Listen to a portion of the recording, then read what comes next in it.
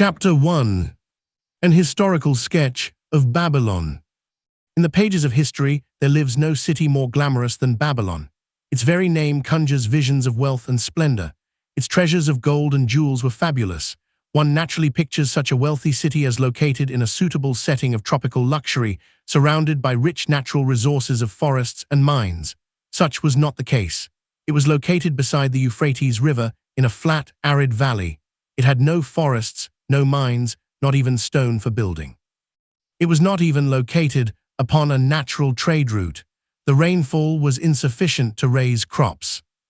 Babylon is an outstanding example of man's ability to achieve great objectives using whatever means are at his disposal. All of the resources supporting this large city were man-developed. All of its riches were man-made. Babylon possessed just two natural resources: a fertile soil and water in the river. With one of the greatest engineering accomplishments of this or any other day, Babylonian engineers diverted the waters from the river by means of dams and immense irrigation canals. Far out across that arid valley went these canals to pour the life-giving waters over the fertile soil. This ranks among the first engineering feats known to history. Such abundant crops, as were the reward of this irrigation system, the world had never seen before. Fortunately, during its long existence, Babylon was ruled by successive lines of kings to whom conquest and plunder were but incidental. While it engaged in many wars, most of these were local or defensive against ambitious conquerors from other countries who coveted the fabulous treasures of Babylon. The outstanding rulers of Babylon live in history because of their wisdom, enterprise, and justice. Babylon produced no strutting monarchs who sought to conquer the known world, that all nations might pay homage to their egotism. As a city, Babylon exists no more. When those energizing human forces that built and maintained the city for thousands of years were withdrawn, it soon became a deserted ruin. The site of the city is in Asia, about 600 miles east of the Suez Canal, just north of the Persian Gulf. The latitude is about 30 degrees above the equator, practically the same as that of Yuma, Arizona. It possessed a climate similar to that of this American city, hot and dry. Today, this valley of the Euphrates, once a populous irrigated farming district, is again a windswept arid waste. Scant grass and desert shrubs strive for existence against the windblown sands. Gone are the fertile fields, the mammoth cities, and the long caravans of rich merchandise. Nomadic bands of Arabs, securing a scant living by tending small herds, are the only inhabitants. Such it has been since about the beginning of the Christian era. Dotting this valley are earthen hills. For centuries, they were considered by travelers to be nothing else. The attention of archaeologists were finally attracted to them because of broken pieces of pottery and brick washed down by the occasional rainstorms. Expeditions, financed by European and American museums, were sent here to excavate and see what could be found. Picks and shovels soon proved these hills to be ancient cities. City Grave, they might well be called. Babylon was one of these.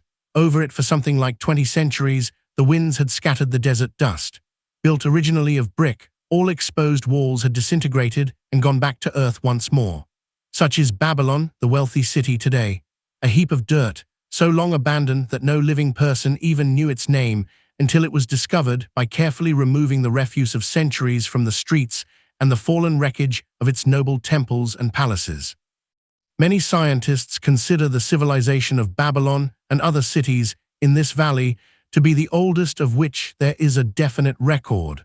Positive dates have been proved reaching back 8,000 years. An interesting fact in this connection is the means used to determine these dates. Uncovered in the ruins of Babylon were descriptions of an eclipse of the sun. Modern astronomers readily computed the time when such an eclipse, visible in Babylon, occurred, and thus established a known relationship between their calendar and our own.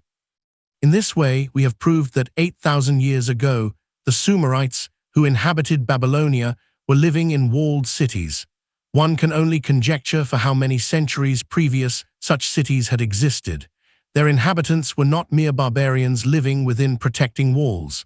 They were an educated and enlightened people.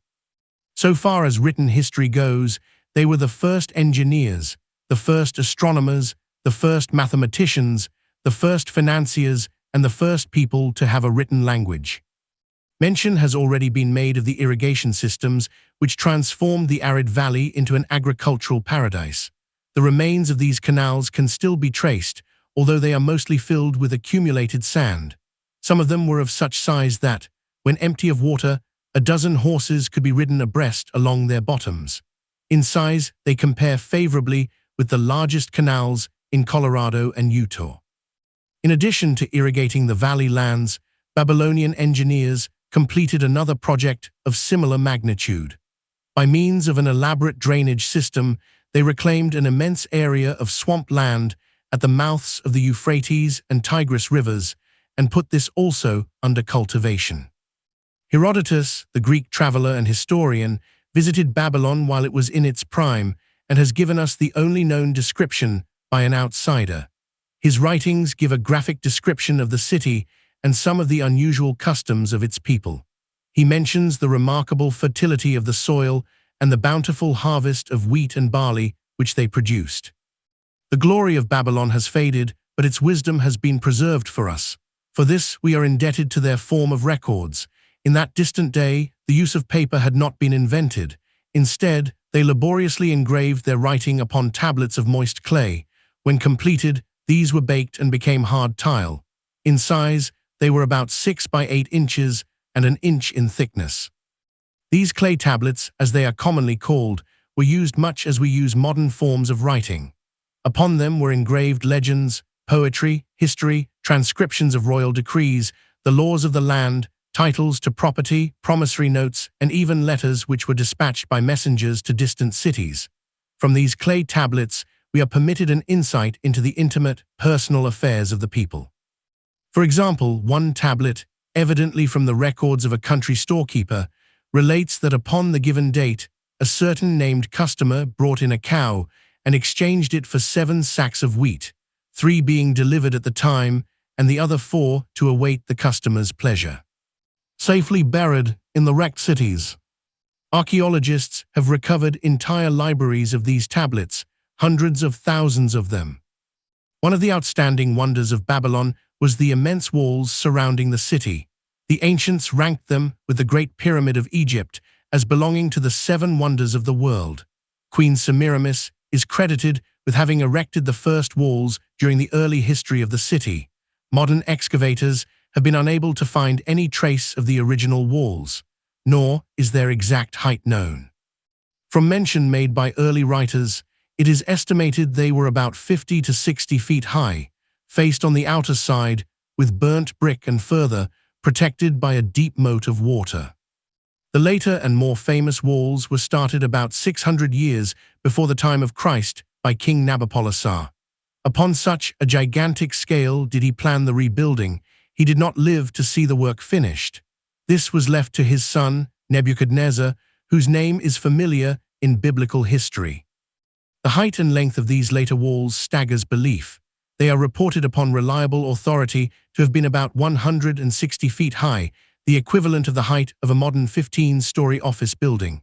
The total length is estimated as between 9 and 11 miles. So wide was the top that a 6-horse chariot could be driven around them. Of this tremendous structure, little now remains except portions of the foundations and the moat. In addition to the ravages of the elements, the Arabs completed the destruction by quarrying the brick for building purposes elsewhere. Against the walls of Babylon marched, in turn, the victorious armies of almost every conqueror of that age of wars of conquest. A host of kings laid siege to Babylon, but always in vain. Invading armies of that day were not to be considered lightly. Historians speak of such units as 10,000 horsemen, 25,000 chariots, 1,200 regiments of foot soldiers, with 1,000 men to the regiment. Often 2 or 3 years of preparation would be required to assemble war materials and depots of food along the proposed line of march. The city of Babylon was organized much like a modern city.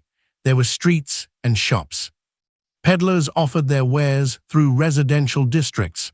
Priests officiated in magnificent temples. Within the city was an inner enclosure for the royal palaces. The walls about this were said to have been higher than those about the city. The Babylonians were skilled in the arts. These included sculpture, painting, weaving, gold working, and the manufacture of metal weapons and agricultural implements. Their jewelers created most artistic jewelry. Many samples have been recovered from the grave of its wealthy citizens and are now on exhibition in the leading museums of the world. At a very early period when the rest of the world was still hacking at trees with stone-headed axes or hunting and fighting with flint-pointed spears and arrows, the Babylonians were using axes, spears, and arrows with metal heads. The Babylonians were clever financiers and traders. So far as we know, they were the original inventors of money as a means of exchange, of promissory notes and written titles to property. Babylon was never entered by hostile armies until about 540 years before the birth of Christ. Even then the walls were not captured. The story of the fall of Babylon is most unusual. Cyrus, one of the great conquerors of that period, intended to attack the city and hoped to take its impregnable walls. Advisors of Nabonidus, the king of Babylon, persuaded him to go forth to meet Cyrus and give him battle without waiting for the city to be besieged. In the succeeding defeat to the Babylonian army, it fled away from the city. Cyrus, thereupon, entered the open gates and took possession without resistance. Thereafter the power and prestige of the city gradually waned until, in the course of a few hundred years, it was eventually abandoned, deserted, left for the winds and storms to level once again to that desert earth from which its grandeur had originally been built. Babylon had fallen, never to rise again, but to its civilization owes much. The eons of time have crumbled to dust the proud walls of its temples, but the wisdom of Babylon endures. Money is the medium by which earthly success is measured. Money makes possible the enjoyment of the best the earth affords. Money is plentiful for those who understand the simple laws which govern its acquisition. Money is governed today by the same laws which controlled it when prosperous men thronged the streets of Babylon 6,000 years ago. Chapter 2. The Man Who Desired Gold. Bansia, the chariot builder of Babylon, was thoroughly discouraged. From his seat upon the low walls surrounding his property, he gazed sadly at his simple home and the open workshop in which stood a partially completed chariot. His wife frequently appeared at the open door. Her furtive glances in his direction reminded him that the meal bag was almost empty and he should be at work finishing the chariot, hammering and hewing, polishing and painting, stretching taut the leather over the wheel rims, preparing it for delivery so he could collect from his wealthy customer. Nevertheless, his fat, muscular body sat stolidly upon the wall. His slow mind was struggling patiently with a problem for which he could find no answer. The hot, tropical sun, so typical of this valley of the Euphrates, beat down upon him mercilessly. Beads of perspiration formed upon his brow and trickled down unnoticed to lose themselves in hairy jungle on his chest. Beyond his home towered the high terraced walls surrounding the king's palace. Nearby, cleaving the blue heavens, was the painted tower of the Temple of Bel. In the shadow of such grandeur was his simple home and many others far less neat and well cared for. Babylon was like this, a mixture of grandeur and squalor, of dazzling wealth and direst poverty, crowded together without plan or system within the protecting walls of the city. Behind him, had he cared to turn and look, the noisy chariots of the rich jostled and crowded aside the sandaled tradesmen as well as the barefooted beggars. Even the rich were forced to turn into the gutters to clear the way for the long lines of slave water carriers, on the king's business, each bearing a heavy goatskin of water to be poured upon the hanging gardens. Bansia was too engrossed in his own problem to hear or heed the confused hubbub of the busy city. It was the unexpected twanging of the strings from a familiar lyre that aroused him from his reverie. He turned and looked into the sensitive, smiling face of his best friend, Cobby, the musician. "May the gods bless thee with great liberality, my good friend," began Cobby with an elaborate salute. "Yet it does appear they have already been so generous thou needest not to labor. I rejoice with thee in thy good fortune. Maury, I would even share it with thee. Pray, from thy purse which must be bulging else thou wouldst be busy in your shop, extract but 2 humble shekels, and lend them to me until after the noblemen's feast this night. thou wilt not miss them ere they are returned. If I did have 2 shekels, Bansir responded gloomily, to no one could I lend them, not even to you, my best of friends, for they would be my fortune, my entire fortune. No one lends his entire fortune, not even to his best friend. What? Exclaimed Kobi with genuine surprise. Thou hast not 1 shekel in thy purse, yet sit like a statue upon a wall. Why not complete that chariot? How else canst thou provide for thy noble appetite? 'Tis not like thee, my friend. Where is thy endless energy? Doth something distress thee? Have the gods brought to thee troubles? A torment from the gods it must be, Bansir agreed. It began with a dream, a senseless dream, in which I thought I was a man of means. From my belt hung a handsome purse, heavy with coins. There were shekels which I cast with careless freedom to the beggars. There were pieces of silver with which I did buy finery for my wife, and whatever I did desire for myself. There were pieces of gold which made me feel assured of the future and unafraid to spend the silver. A glorious feeling of contentment was within me. You would not have known me for thy hard-working friend, nor wouldst have known my wife, so free from wrinkles was her face and shining with happiness. She was again the smiling maiden of our early married days. A pleasant dream, indeed, commented Kobi, but why should such pleasant feelings as it aroused turn thee into a glum statue upon the wall? Why indeed? Because when I awoke and remembered how empty was my purse, a feeling of rebellion swept over me. Let us talk it over together, for as the sailors do say, we ride in the same boat, we too. As youngsters we went together to the priests to learn wisdom. As young men we shared each other's pleasures. As grown men we have always been close friends. We have been contented subjects of our kind. We have been satisfied to work long hours and spend our earnings freely. We have earned much coin in the years that have passed, yet to know the joys that come from wealth, we must dream about them. Bah, are we more than dumb sheep? We live in the richest city in all the world. The travelers do say none equals it in wealth. About us is much display of wealth, but of it we ourselves have naught. After half a lifetime of hard labor, thou, my best of friends, hast an empty purse and sayest to me, may I borrow such a trifle as 2 shekels until after the noblemen's feast this night? Then what do I reply? Do I say, here is my purse, its contents will I gladly share? No, I admit that my purse is as empty as thine. What is the matter? Why cannot we acquire silver and gold, more than enough for food and robes? Consider also our sons, Bansir continued. Are they not following in the footsteps of their fathers? Need they and their families and their sons and their sons' families live all their lives in the midst of such treasures of gold, and yet, like us, be content to banquet upon sour goat's milk and porridge? Never in all the years of our friendship didst thou talk like this before, Bansir. Kobi was puzzled. Never in all those years did I think like this before. From early dawn until darkness stopped me, I have labored to build the finest chariots any man could make, soft-heartedly hoping some day the gods would recognize my worthy deeds and bestow upon me great prosperity. This they have never done. At last, I realize this they will never do. Therefore my heart is sad. I wish to be a man of means. I wish to own lands and cattle, to have fine robes and coins in my purse. I am willing to work for these things with all the strength in my back, with all the skill in my hands, with all the cunning in my mind, but I wish my labors to be fairly rewarded. What is the matter with us? Again I ask you, why cannot we have our just share of the good things so plentiful for those who have the gold with which to buy them?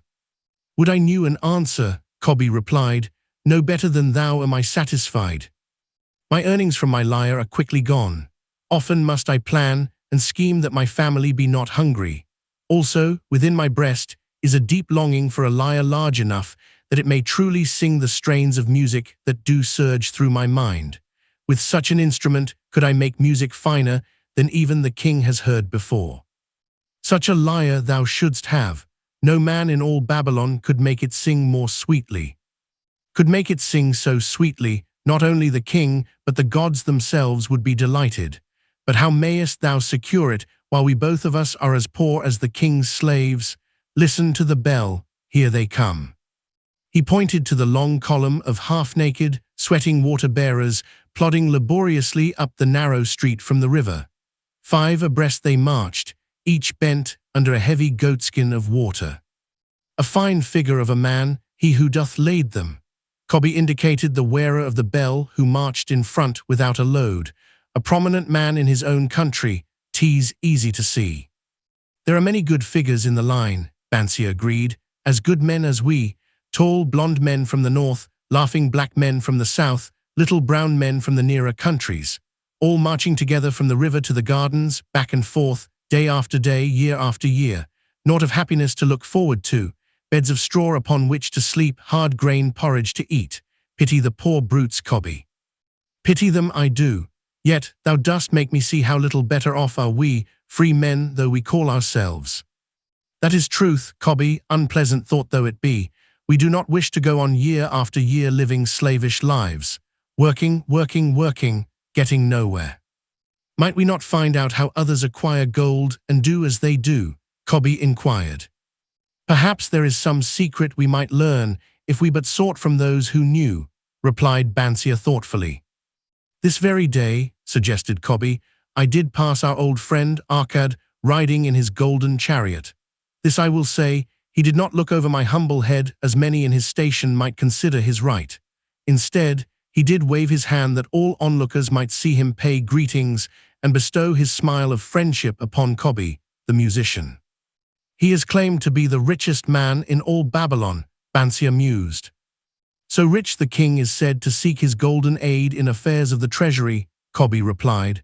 So rich, Bansia interrupted, I fear if I should meet him in the darkness of the night, I should lay my hands upon his fat wallet. Nonsense, reproved Cobby. A man's wealth is not in the purse he carries. A fat purse quickly empties if there be no golden stream to refill it. Arkad has an income that constantly keeps his purse full, no matter how liberally he spends. Income, that is the thing, ejaculated Bansia. I wish an income that will keep flowing into my purse, whether I sit upon the wall or travel to far lands. Arkad must know how a man can make an income for himself. Dost suppose it is something he could make clear to a mind as slow as mine? Methinks he did teach his knowledge to his son, Nomasia, Cobby responded. Did he not go to Nineveh, and so it is told at the inn, become, without aid from his father, one of the richest men in that city? Cobby, thou bringest to me a rare thought. A new light gleamed in Bansia's eyes. It costs nothing to ask wise advice from a good friend, and Arkad was always that. Never mind though our purses be as empty as the falcon's nest of a year ago. Let that not detain us. We are weary of being without gold in the midst of plenty. We wish to become men of means. Come, let us go to Arkad and ask how we also may acquire incomes for ourselves. Thou speakest with true inspiration, Bansia. Thou bringest to my mind a new understanding. Thou makest me to realize the reason why we have never found any measure of wealth. We never sought it. Thou hast labored patiently to build the staunchest chariots in Babylon. To that purpose was devoted your best endeavors. Therefore, at it thou didst succeed. I strove to become a skillful lyre player, and at it I did succeed. In those things toward which we exerted our best endeavors, we succeeded. The gods were content to let us continue thus. Now at last we see a light, bright like that from the rising sun. It biddeth us to learn more that we may prosper more. With a new understanding, we shall find honorable ways to accomplish our desires. Let us go to Arkad this very day, Bansia urged. Also, let us ask other friends of our boyhood days who have fared no better than ourselves, to join us that they too may share in his wisdom. Thou wert ever thus thoughtful of thy friends, Bansia, therefore hast thou many friends. It shall be as thou sayest. We go this day and take them with us. Chapter 3. The Richest Man in Babylon. In old Babylon there once lived a certain very rich man named Arkad. Far and wide he was famed for his great wealth, also was befamed for his liberality. He was generous in his charities, he was generous with his family, he was liberal in his own expenses, but nevertheless each year his wealth increased more rapidly than he spent it. And there were certain friends of younger days who came to him and said, You, Arkad, are more fortunate than we. You have become the richest man in all Babylon while we struggle for existence. You can wear the finest garments and you can enjoy the rarest foods, while we must be content if we can clothe our families in raiment that is presentable and feed them as best we can. Yet once we were equal. We studied under the same master. We played in the same games, and in neither the studies nor the games did you outshine us, and in the years since, you have been no more an honorable citizen than we. Nor have you worked harder or more faithfully, insofar as we can judge. Why then should a fickle fate single you out to enjoy all the good things of life and ignore us who are equally deserving? Thereupon Arcad remonstrated with them, saying, If you have not acquired more than a bare existence in the years since we were youths, it is because you either have failed to learn the laws that govern the building of wealth, or else you do not observe them. Fickle fate is a vicious goddess who brings no permanent good to anyone. On the contrary, she brings ruin to almost every man upon whom she showers unearned gold. She makes wanton spenders, who soon dissipate all they receive and are left beset by overwhelming appetites and desires they have not the ability to gratify. Yet others whom she favors become misers and hoard their wealth, fearing to spend what they have, knowing they do not possess the ability to replace it. They further are beset by fear of robbers and doom themselves to lives of emptiness and secret misery. Others there probably are who can take unearned gold and add to it and continue to be happy and contented citizens, but so few are they, I know of them but by hearsay. Think you of the men who have inherited sudden wealth, and see if these things are not so. His friends admitted that of the men they knew who had inherited wealth these words were true, and they besought him to explain to them how he had become possessed of so much prosperity, so he continued, In my youth I looked about me and saw all the good things there were to bring happiness and contentment, and I realized that wealth increased the potency of all these. Wealth is a power. With wealth many things are possible. One may ornament the home with the richest of furnishings, one may sail the distant seas, one may feast on the delicacies of far lands. One may buy the ornaments of the gold worker and the stone polisher. One may even build mighty temples for the gods. One may do all these things and many others in which there is delight for the senses and gratification for the soul. And when I realized all this, I decided to myself that I would claim my share of the good things of life. I would not be one of those who stand afar off, enviously watching others enjoy.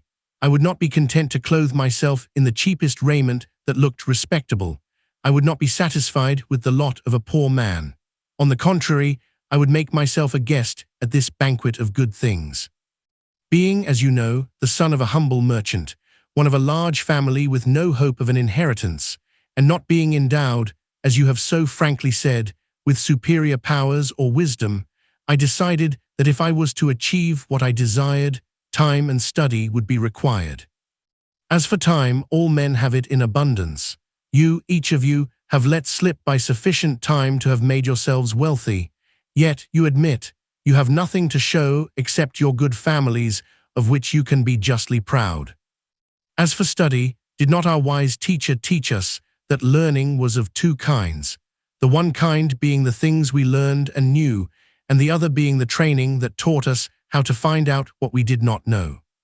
Therefore did I decide to find out how one might accumulate wealth, and when I had found out, to make this my task and do it well. For, is it not wise that we should enjoy while we dwell in the brightness of the sunshine, for sorrows enough shall descend upon us when we depart for the darkness of the world of spirit. I found employment as a scribe in the Hall of Records, and long hours each day I labored upon the clay tablets. Week after week, and month after month, I labored, yet for my earnings I had naught to show. Food and clothing and penance to the gods, and other things of which I could remember not what, absorbed all my earnings, but my determination did not leave me. And one day Algamish, the money lender, came to the house of the city master and ordered a copy of the 9th law, and he said to me, I must have this in 2 days, and if the task is done by that time, 2 coppers will I give to thee. So I labored hard, but the law was long, and when Algamish returned the task was unfinished. He was angry, and had I been his slave, he would have beaten me. But knowing the city master would not permit him to injure me, I was unafraid, so I said to him, Algamish, you are a very rich man. Tell me how I may also become rich, and all night I will carve upon the clay, and when the sun rises it shall be completed. He smiled at me and replied, You are a forward knave, but we will call it a bargain. All that night I carved, though my back pained and the smell of the wick made my head ache until my eyes could hardly see. But when he returned at sunup, the tablets were complete. "Now," I said, "tell me what you promised." "You have fulfilled your part of our bargain, my son," he said to me kindly, "and I am ready to fulfill mine. I will tell you these things you wish to know because I am becoming an old man, and an old tongue loves to wag. And when youth comes to age for advice, he receives the wisdom of years. But too often does youth think that age knows only the wisdom of days that are gone, and therefore profits not. But remember this, the sun that shines today is the sun that shone when thy father was born, and will still be shining when thy last grandchild shall pass into the darkness. The thoughts of youth," he continued, "are bright lights that shine forth like the meteors that oft make brilliant the sky, but the wisdom of age is like the fixed stars that shine so unchanged that the sailor may depend upon them to steer his course. Mark you well my words, for if you do not you will fail to grasp the truth that I will tell you, and you will think that your night's work has been in vain." Then he looked at me shrewdly from under his shaggy brows and said in a low, forceful tone, "I found the road to wealth when I decided that a part of all I earned was mine to keep, and so will you." Then he continued to look at me with a glance that I could feel pierce me, but said no more. "Is that all?" I asked. "That was sufficient to change the heart of a sheep herder into the heart of a money lender," he replied. "But all I earn is mine to keep, is it not?" I demanded. "Far from it," he replied. "Do you not pay the garment maker? Do you not pay the sandal maker? Do you not pay for the things you eat? Can you live in Babylon without spending? What have you to show for your earnings of the past month? What for the past year? Fool, you pay to everyone but yourself. Dullard, you labor for others. As well be a slave and work for what your master gives you to eat and wear. If you did keep for yourself 1/10 of all you earn, how much would you have in 10 years? My knowledge of the numbers did not forsake me, and I answered, as much as I earn in 1 year. You speak but half the truth, he retorted. Every gold piece you save is a slave to work for you. Every copper it earns is its child that also can earn for you. If you would become wealthy, then what you save must earn, and its children must earn, that all may help to give to you the abundance you crave. You think I cheat you for your long night's work, he continued, but I am paying you 1,000 times over if you have the intelligence to grasp the truth I offer you. A part of all you earn is yours to keep. It should be not less than 1/10 no matter how little you earn. It can be as much more as you can afford. Pay yourself first. Do not buy from the clothes maker and the sandal maker more than you can pay out of the rest, and still have enough for food and charity and penance to the gods. Wealth, like a tree, grows from a tiny seed. The first copper you save is the seed from which your tree of wealth shall grow. The sooner you plant that seed, the sooner shall the tree grow. And the more faithfully you nourish and water that tree with consistent savings, the sooner may you bask in contentment beneath its shade. So saying, he took his tablets and went away. Thought much about what he had said to me, and it seemed reasonable, so I decided that I would try it. Each time I was paid, I took one from each 10 pieces of copper and hid it away. And strange as it may seem, I was no shorter of funds than before. I noticed little difference as I managed to get along without it. But often I was tempted, as my hoard began to grow, to spend it for some of the good things the merchants displayed, brought by camels and ships from the land of the Phoenicians. But I wisely refrained. A 12th month after Algamish had gone, he again returned and said to me, "Son, have you paid to yourself not less than 1/10 of all you have earned for the past year?" I answered proudly, "Yes, master, I have." "That is good," he answered, beaming upon me, "and what have you done with it?" "I have given it to Asma, the brickmaker, who told me he was traveling over the far seas, and in Tyre he would buy for me the rare jewels of the Phoenicians. When he returns, we shall sell these at high prices and divide the earnings." "Every fool must learn," he growled, "but why trust the knowledge of a brickmaker about jewels? Would you go to the bread maker to inquire about the stars? No, by my tunic, you would go to the astrologer if you had power to think. Your savings are gone, youth, you have jerked your wealth tree up by the roots. But plant another, try again. And next time, if you would have advice about jewels, go to the jewel merchant. If you would know the truth about sheep, go to the herdsman. Advice is one thing that is freely given away, but watch that you take only what is worth having. He who takes advice about his savings from one who is inexperienced in such matters shall pay with his savings for proving the falsity of their opinions. Saying this, he went away. And it was as he said, for the Phoenicians are scoundrels and sold to Asma worthless bits of glass that looked like gems.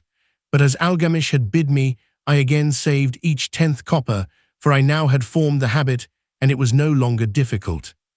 Again, 12 months later, Algamish came to the room of the scribes and addressed me. What progress have you made since last I saw you? I have paid myself faithfully, I replied, and my savings I have entrusted to Aga the shield maker to buy bronze, and each 4th month he does pay me the rental. That is good, and what do you do with the rental? I do have a great feast with honey and fine wine and spiced cake. Also I have bought me a scarlet tunic, and some day I shall buy me a young ass upon which to ride. To which Algamish laughed, You do eat the children of your savings, then how do you expect them to work for you? And how can they have children that will also work for you? First get thee an army of golden slaves, and then many a rich banquet may you enjoy without regret. So saying, he again went away. Nor did I again see him for 2 years, when he once more returned, and his face was full of deep lines, and his eyes drooped, for he was becoming a very old man.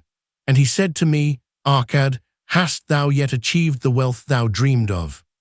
And I answered, Not yet all that I desire, but some I have, and it earns more, and its earnings earn more. And do you still take the advice of brickmakers? About brickmaking they give good advice, I retorted. Arcad, he continued, you have learned your lessons well. You first learned to live upon less than you could earn. Next you learned to seek advice from those who are competent through their own experiences to give it. And lastly, you have learned to make gold work for you. You have taught yourself how to acquire money, how to keep it, and how to use it. Therefore you are competent for a responsible position. I am becoming an old man. My sons think only of spending and give no thought to earning. My interests are great, and I fear too much for me to look after. If you will go to Nipur and look after my lands there, I shall make you my partner, and you shall share in my estate. So I went to Nipur and took charge of his holdings, which were large. And because I was full of ambition, and because I had mastered the 3 laws of successfully handling wealth, I was enabled to increase greatly the value of his properties. So I prospered much, and when the spirit of Algamish departed for the sphere of darkness, I did share in his estate as he had arranged under the law. So spake Arcad, and when he had finished his tale, one of his friends said, You were indeed fortunate that Algamish made of you an heir. Fortunate only in that I had the desire to prosper before I first met him. For 4 years did I not prove my definiteness of purpose by keeping 1/10 of all earned. Would you call a fisherman lucky who for years so studied the habits of the fish that with each changing wind he could cast his nets about them? Opportunity is a haughty goddess who wastes no time with those who are unprepared. You had strong willpower to keep on after you lost your first year's savings. You are unusual in that way, spoke up another. Willpower, retorted Arcad. What nonsense! Do you think willpower gives a man the strength to lift a burden the camel cannot carry, or to draw a load the oxen cannot budge? Willpower is but the unflinching purpose to carry a task you set for yourself to fulfillment.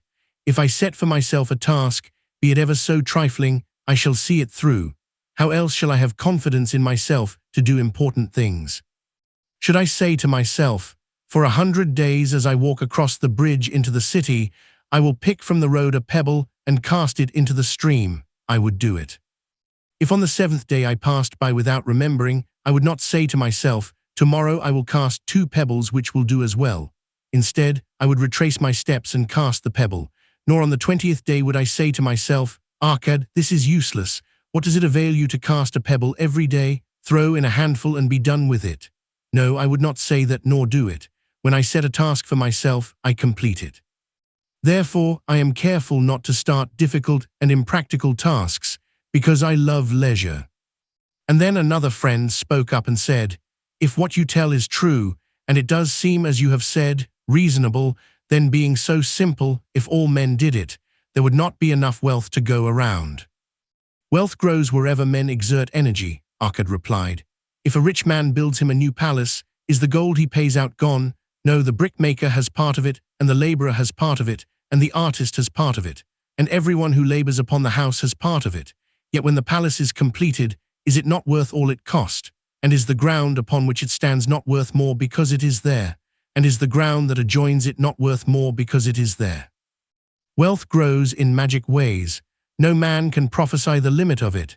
Have not the Phoenicians built great cities on barren coasts with the wealth that comes from their ships of commerce on the seas? What then do you advise us to do that we also may become rich? Asked still another of his friends.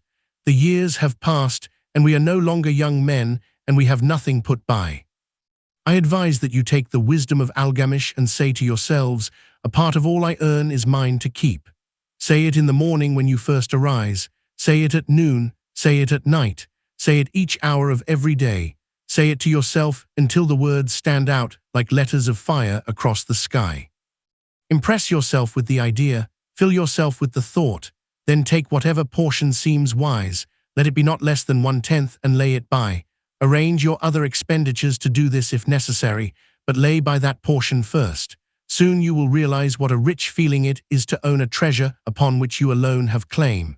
As it grows, it will stimulate you. A new joy of life will thrill you. Greater efforts will come to you to earn more. For of your increased earnings, will not the same percentage be also yours to keep? Then learn to make your treasure work for you. Make it your slave. Make its children and its children's children work for you. Ensure an income for thy future. Look thou at the aged, and forget not that in the days to come thou also will be numbered among them. Therefore invest thy treasure with greatest caution, that it be not lost. Usurious rates of return are deceitful sirens that sing, but to lure the unwary upon the rocks of loss and remorse. Provide also that thy family may not want should the gods call thee to their realms. For such protection, it is always possible to make provision with small payments at regular intervals. Therefore, the provident man delays not in expectation of a large sum becoming available for such a wise purpose. Counsel with wise men. Seek the advice of men whose daily work is handling money. Let them save you from such an error as I myself made in entrusting my money to the judgment of Asma, the brickmaker. A small return, and a safe one, is far more desirable than risk. Enjoy life while you are here. Do not overstrain or try to save too much. If 1/10 of all you earn is as much as you can comfortably keep, be content to keep this portion. Live otherwise according to your income, and let not yourself get niggardly and afraid to spend. Life is good and life is rich with things worthwhile and things to enjoy. His friends thanked him and went away. Some were silent because they had no imagination and could not understand. Some were sarcastic because they thought that one so rich should divide with old friends not so fortunate. But some had in their eyes a new light. They realized that Algamish had come back each time to the room of the scribes because he was watching a man work his way out of darkness into light. When that man had found the light, a place awaited him. No one could fill that place until he had for himself worked out his own understanding, until he was ready for opportunity. These latter were the ones who, in the following years, frequently revisited Arkad, who received them gladly. He counseled with them and gave them freely of his wisdom, as men of broad experience are always glad to do. And he assisted them in so investing their savings that it would bring in a good interest with safety, and would neither be lost nor entangled in investments that paid no dividends. The turning point in these men's lives came upon that day when they realized the truth that had come from Algamish to Arkad, and from Arkad to them. A part of all you earn is yours to keep. Chapter 4. 7 Cures for a Lean Purse. The glory of Babylon endures. Down through the ages, its reputation comes to us as the richest of cities, its treasures as fabulous. Yet it was not always so. The riches of Babylon were the results of the wisdom of its people. They first had to learn how to become wealthy. When the good king, Sargon, returned to Babylon after defeating his enemies, the Elamites, he was confronted with a serious situation. The royal chancellor explained it to the king thus. After many years of great prosperity brought to our people, because your majesty built the great irrigation canals and the mighty temples of the gods, now that these works are completed, the people seem unable to support themselves. The laborers are without employment, the merchants have few customers, the farmers are unable to sell their produce, the people have not enough gold to buy food. But where has all the gold gone that we spent for these great improvements? Demanded the king. It has found its way, I fear, responded the chancellor, into the possession of a few very rich men of our city. It filtered through the fingers of most our people as quickly as the goat's milk goes through the strainer. Now that the stream of gold has ceased to flow, most of our people have nothing for their earnings. The king was thoughtful for some time. Then he asked, why should so few men be able to acquire all the gold? Because they know how, replied the chancellor. One may not condemn a man for succeeding because he knows how. Neither may one with justice take away from a man what he has fairly earned, to give to men of less ability. But why, demanded the king, should not all the people learn how to accumulate gold, and therefore become themselves rich and prosperous? Quite possible, your excellency, but who can teach them? Certainly not the priests, because they know naught of money-making. Who knows best in all our city how to become wealthy, Chancellor? Asked the king. Thy question answers itself, your majesty, who has amassed the greatest wealth in Babylon. Well said, my able chancellor, it is Arcad, he is richest man in Babylon, bring him before me on the morrow. Upon the following day, as the king had decreed, Arcad appeared before him, straight and sprightly despite his 80 years and 10. Arcad, spoke the king, is it true thou art the richest man in Babylon? So it is reported, your majesty, and no man disputes it. How becamest thou so wealthy? By taking advantage of opportunities available to all citizens of our good city. Thou hadst nothing to start with. Only a great desire for wealth, besides this nothing. Arcad, continued the king, our city is in a very unhappy state because a few men know how to acquire wealth and therefore monopolize it, while the mass of our citizens lack the knowledge of how to keep any part of the gold they receive. It is my desire that Babylon be the wealthiest city in the world. Therefore, it must be a city of many wealthy men. Therefore, we must teach all the people how to acquire riches. Tell me, Arcad, is there any secret to acquiring wealth? Can it be taught? It is practical, your majesty, that which one man knows can be taught to others.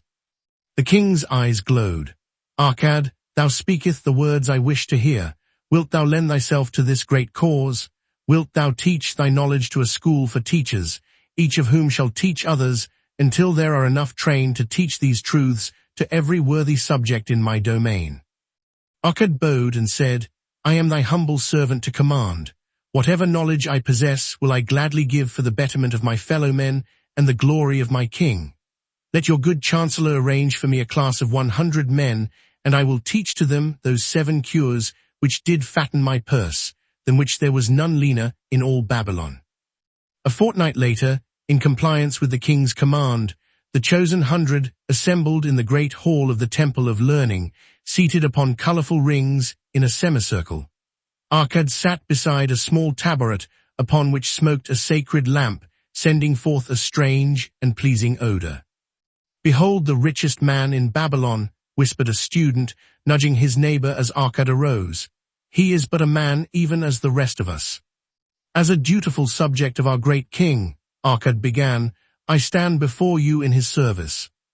Because once I was a poor youth who did greatly desire gold, and because I found knowledge that enabled me to acquire it, he asks that I impart unto you my knowledge. I started my fortune in the humblest way. I had no advantage not enjoyed as fully by you and every citizen in Babylon. The first storehouse of my treasure was a well purse. I loathed its useless emptiness. I desired it be round and full, clinking with the sound of gold. Therefore, I sought every remedy for a lean purse. I found 7. To you, who are assembled before me, shall I explain the 7 cures for a lean purse, which I do recommend to all men who desire much gold. Each day for 7 days will I explain to you one of the 7 remedies. Listen attentively to the knowledge that I will impart, debate it with me, discuss it among yourselves, learn these lessons thoroughly, that ye may also plant in your own purse the seed of wealth. First must each of you start wisely to build a fortune of his own, then wilt thou be competent, and only then, to teach these truths to others. I shall teach to you in simple ways how to fatten your purses. This is the first step leading to the temple of wealth, and no man may climb who cannot plant his feet firmly upon the first step. We shall now consider the first cure. Chapter 5. The first cure, start thy purse to fattening. Arcad addressed a thoughtful man in the second row. My good friend, at what craft workest thou? I, replied the man, am a scribe and carve records upon the clay tablets. Even at such labor did I myself earn my first coppers. Therefore, thou hast the same opportunity to build a fortune. He spoke to a florid-faced man farther back. Pray tell also what dost thou to earn thy bread? I, responded this man, am a meat butcher. I do buy the goats the farmers raise and kill them, and sell the meat to the housewives, and the hides to the sandal makers. Because thou dost also labor and earn, thou hast every advantage to succeed that I did possess. In this way did Arcad proceed to find out how each man labored to earn his living. When he had done questioning them, he said, Now, my students, ye can see that there are many trades and labors at which men may earn coins. Each of the ways of earning is a stream of gold from which the worker doth divert by his labors a portion to his own purse. Therefore into the purse of each of you flows a stream of coins large or small according to his ability. Is it not so? Thereupon they agreed that it was so.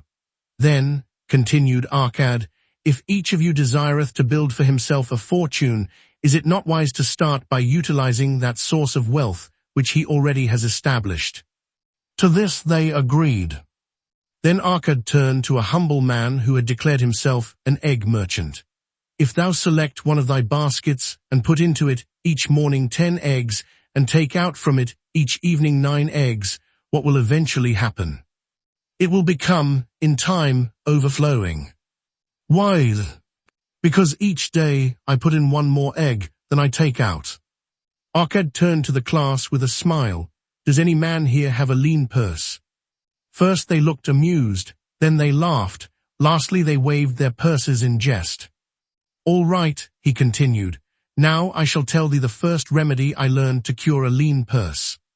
Do exactly as I have suggested to the egg merchant. For every 10 coins thou placest within thy purse, take out for use but 9. Thy purse will start to fatten at once, and its increasing weight will feel good in thy hand and bring satisfaction to thy soul. Deride not what I say because of its simplicity. Truth is always simple. I told thee I would tell how built my fortune. This was my beginning. I too carried a lean purse and cursed it because there was naught within to satisfy my desires. But when I began to take out from my purse but 9 parts of 10 I put in, it began to fatten. So will thine. Now I will tell a strange truth, the reason for which I know not. When I ceased to pay out more than 9/10 of my earnings, I managed to get along just as well. I was not shorter than before. Also, ere long, did coins come to me more easily than before. Surely it is a law of the gods that unto him who keepeth and spendeth not a certain part of all his earnings shall gold come more easily. Likewise, him whose purse is empty does gold avoid. Which desirest thou the most? Is it the gratification of thy desires of each day, a jewel, a bit of finery, better raiment, more food, things quickly gone and forgotten, or is it substantial belongings, gold, lands, herds, merchandise, income-bringing investments? The coins thou takest from thy purse bring the first. The coins thou leavest within it will bring the latter. This, my students, was the first cure I did discover for my lean purse. For each 10 coins I put in, to spend but 9. Debate this amongst yourselves. If any man proves it untrue, tell me upon the morrow, when we shall meet again. Chapter 6. The second cure, control thy expenditures. Some of your members, my students, have asked me this. How can a man keep 1/10 of all he earns in his purse when all the coins he earns are not enough for his necessary expenses?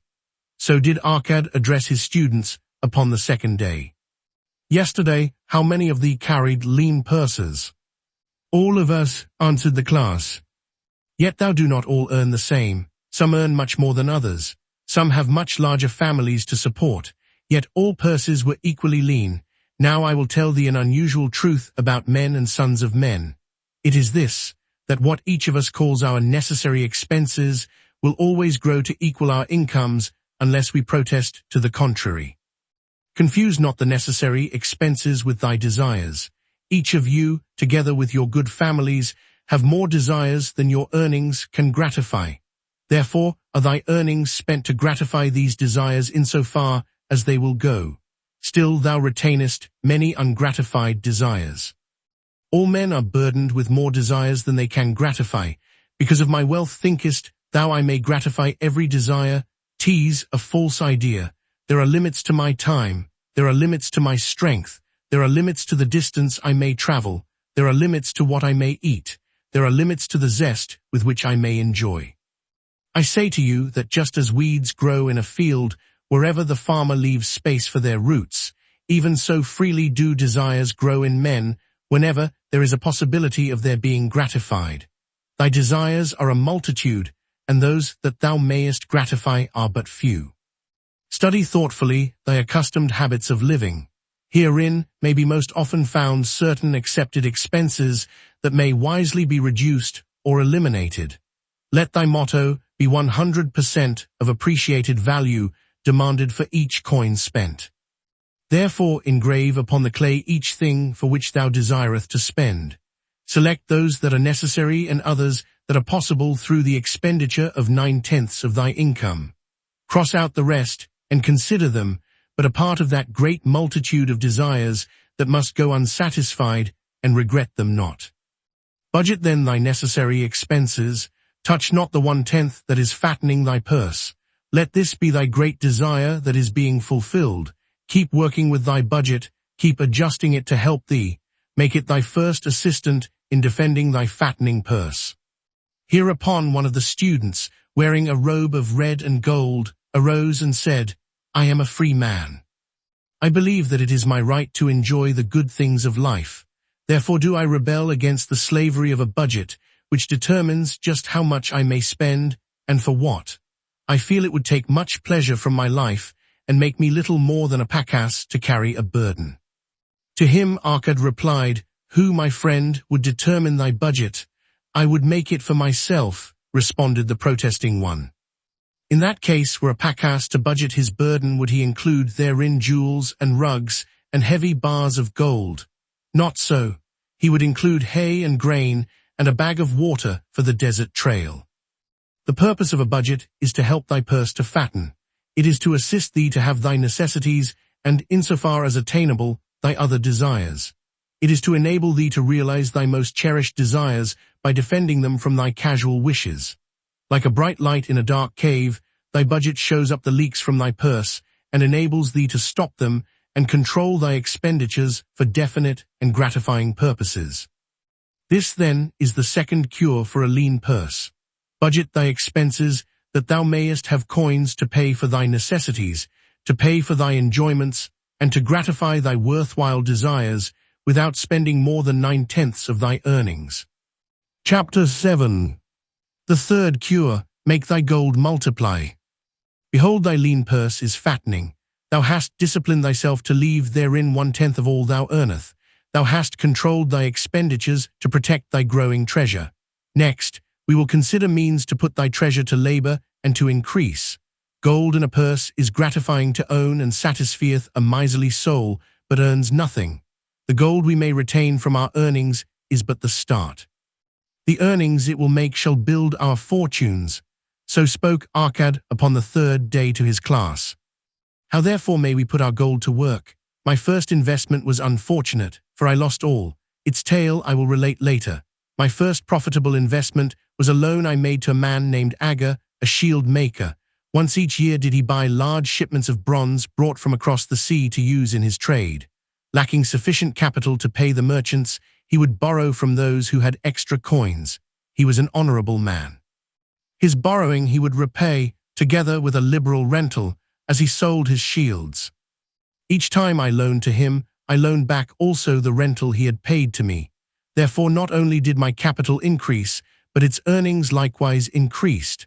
Most gratifying was it to have these sums returned to my purse. I tell you, my students, a man's wealth is not in the coins he carries in his purse. It is the income he buildeth, the golden stream that continually floweth into his purse, and keepeth it always bulging. That is what every man desireth. That is what thou, each one of thee, desireth, an income that continueth to come whether thou work or travel. Great income I have acquired, so great that I am called a very rich man. My loans to Aga were my first training in profitable investment. Gaining wisdom from this experience, I extended my loans and investments as my capital increased. From a few sources at first, from many sources later, flowed into my purse a golden stream of wealth available for such wise uses as I should decide. Behold, from my humble earnings I had begotten a horde of golden slaves, each laboring and earning more gold.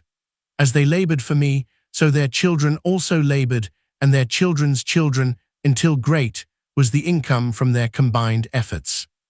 Gold increaseth rapidly when making reasonable earnings, as thou wilt see from the following. A farmer, when his first son was born, took 10 pieces of silver to a money lender and asked him to keep it on rental for his son until he became 20 years of age. This the money lender did, and agreed the rental should be 1/4 of its value each 4 years. The farmer asked, because this sum he had set aside as belonging to his son, that the rental be added to the principal. When the boy had reached the age of 20 years, the farmer again went to the money lender to inquire about the silver. The money lender explained that because this sum had been increased by compound interest, the original 10 pieces of silver had now grown to 30½ pieces. The farmer was well pleased, and because the son did not need the coins, he left them with the money lender. When the son became 50 years of age, the father meantime having passed to the other world, the money lender paid the son in settlement 167 pieces of silver. Thus, in 50 years, had the investment multiplied itself at rental almost 17 times. This, then, is the third cure for a lean purse, to put each coin to laboring that it may reproduce its kind, even as the flocks of the field, and help bring to thee income, a stream of wealth that shall flow constantly into thy purse. Chapter 8. The fourth cure, guard thy treasures from loss. Misfortune loves a shining mark. Gold in a man's purse must be guarded with firmness, else it be lost. Thus it is wise that we must first secure small amounts and learn to protect them before the gods entrust us with larger. So spoke Arcad upon the 4th day to his class. Every owner of gold is tempted by opportunities whereby it would seem that he could make large sums by its investment in most plausible projects. Often friends and relatives are eagerly entering such investment and urge him to follow. The first sound principle of investment is security for thy principal. Is it wise to be intrigued by larger earnings when thy principal may be lost? I say not. The penalty of risk is probable loss. Study carefully, before parting with thy treasure, each assurance that it may be safely reclaimed. Be not misled by thine own romantic desires to make wealth rapidly. Before thou loan it to any man, assure thyself of his ability to repay and his reputation for doing so, that thou mayest not unwittingly be making him a present of thy hard-earned treasure. Before thou entrust it as an investment in any field, acquaint thyself with the dangers which may beset it. My own first investment was a tragedy to me at the time. The guarded savings of a year I did entrust to a brickmaker named Asma, who was traveling over the far seas, and in Tyre agreed to buy for me the rare jewels of the Phoenicians. These we would sell upon his return and divide the profits.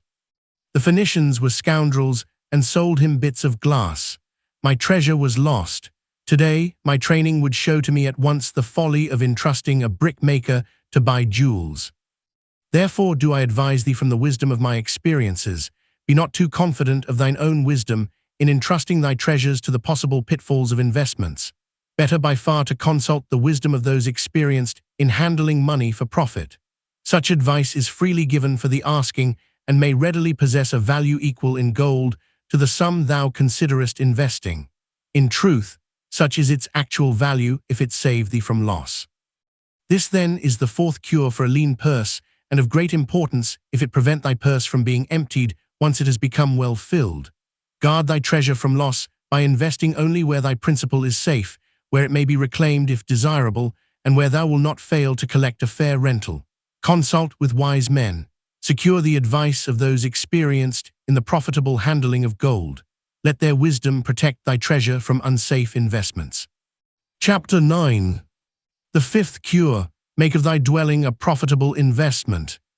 If a man setteth aside 9 parts of his earnings upon which to live and enjoy life, and if any part of this 9 parts he can turn into a profitable investment without detriment to his well-being, then so much faster will his treasures grow. So spake Arcad to his class at their 5th lesson.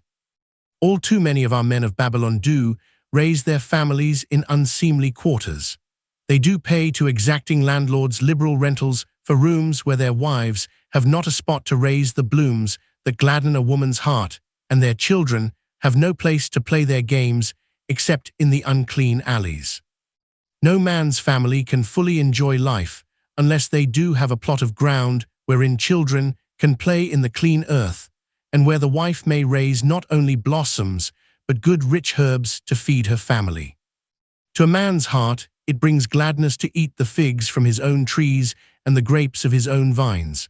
To own his own domicile, and to have it a place he is proud to care for, putteth confidence in his heart and greater effort behind all his endeavors. Therefore do I recommend that every man own the roof that sheltereth him and his.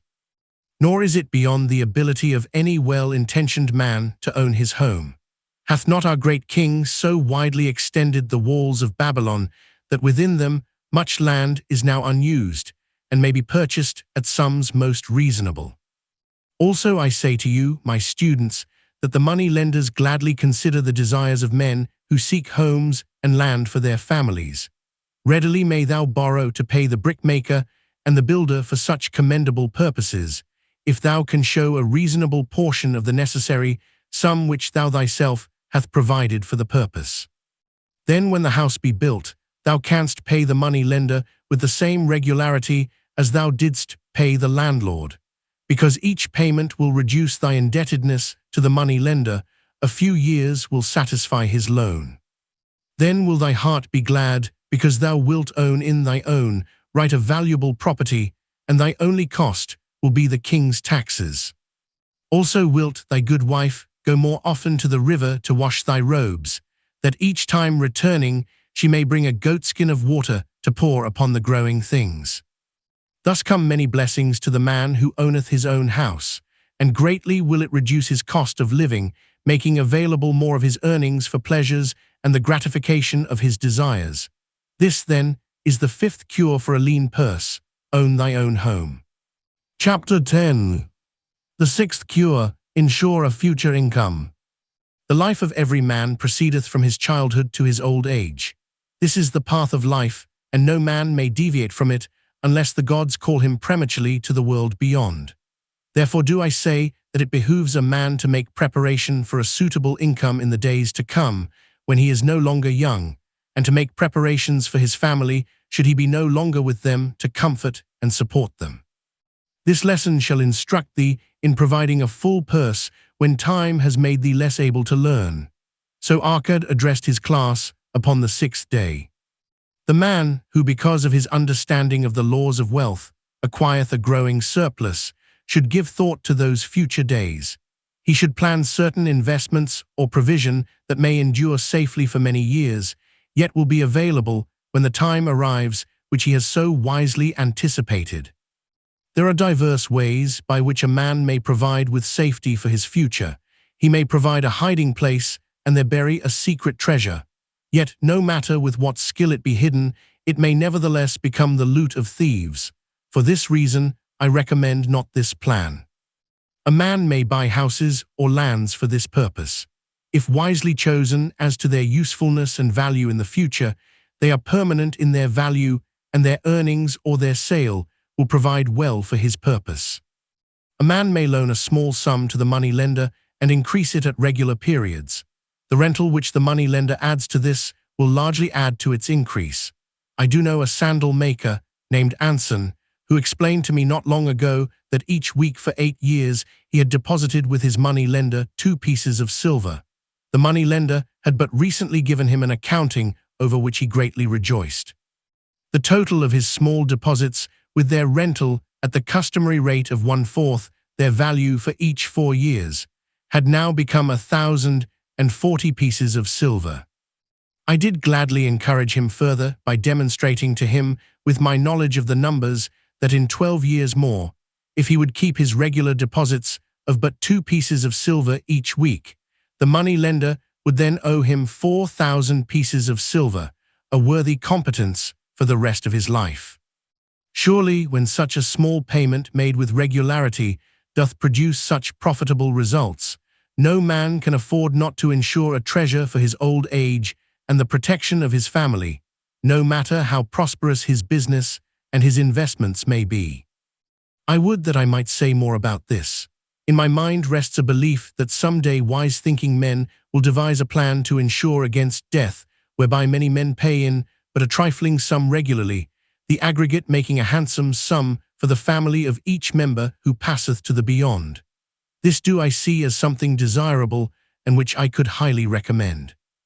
But today it is not possible, because it must reach beyond the life of any man or any partnership to operate. It must be as stable as the king's throne. Some day do I feel that such a plan shall come to pass and be a great blessing to many men, because even the first small payment will make available a snug fortune for the family of a member should he pass on. But because we live in our own day and not in the days which are to come, must we take advantage of those means and ways of accomplishing our purposes. Therefore do I recommend to all men that they, by wise and well thought-out methods, do provide against a lean purse in their mature years. For a lean purse to a man no longer able to earn, or to a family without its head, is a sore tragedy. This, then, is the 6th cure for a lean purse. Provide in advance for the needs of thy growing age and the protection of thy family. Chapter 11. The 7th cure, increase thy ability to earn. This day do I speak to thee, my students, of one of the most vital remedies for a lean purse. Yet I will talk not of gold, but of yourselves, of the men beneath the robes of many colors who do sit before me.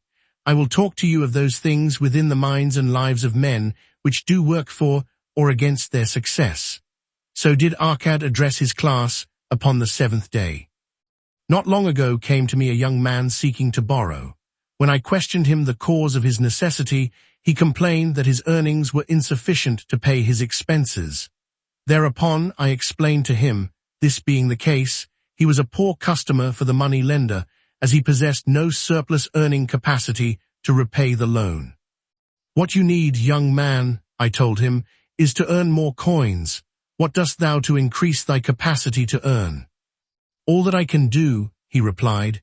6 times within 2 moons have I approached my master to request my pay be increased, but without success. No man can go oftener than that. We may smile at his simplicity, yet he did possess one of the vital requirements to increase his earnings. Within him was a strong desire to earn more, a proper and commendable desire. Preceding accomplishment must be desire. Thy desires must be strong and definite. General desires are but weak longings. For a man to wish to be rich is of little purpose. For a man to desire 5 pieces of gold is a tangible desire which he can press to fulfillment.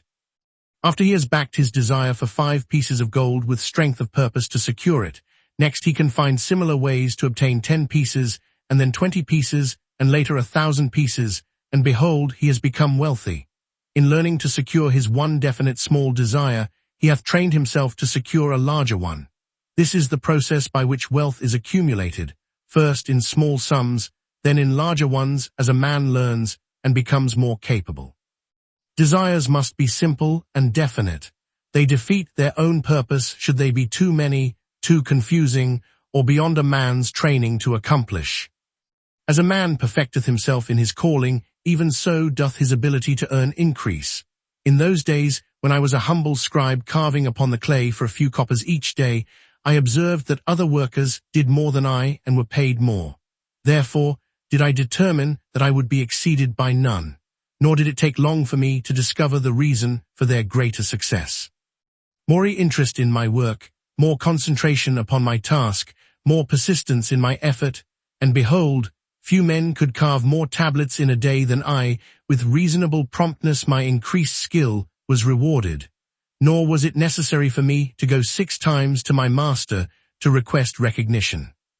The more of wisdom we know, the more we may earn. That man who seeks to learn more of his craft shall be richly rewarded. If he is an artisan, he may seek to learn the methods and the tools of those most skillful in the same line. If he laboreth at the law or at healing, he may consult and exchange knowledge with others of his calling. If he be a merchant, he may continually seek better goods that can be purchased at lower prices. Always do the affairs of man change and improve, because keen-minded men seek greater skill, that they may better serve those upon whose patronage they depend. Therefore, I urge all men to be in the front rank of progress, and not to stand still, lest they be left behind. Many things come to make a man's life rich with gainful experiences. Such things as the following a man must do if he respect himself.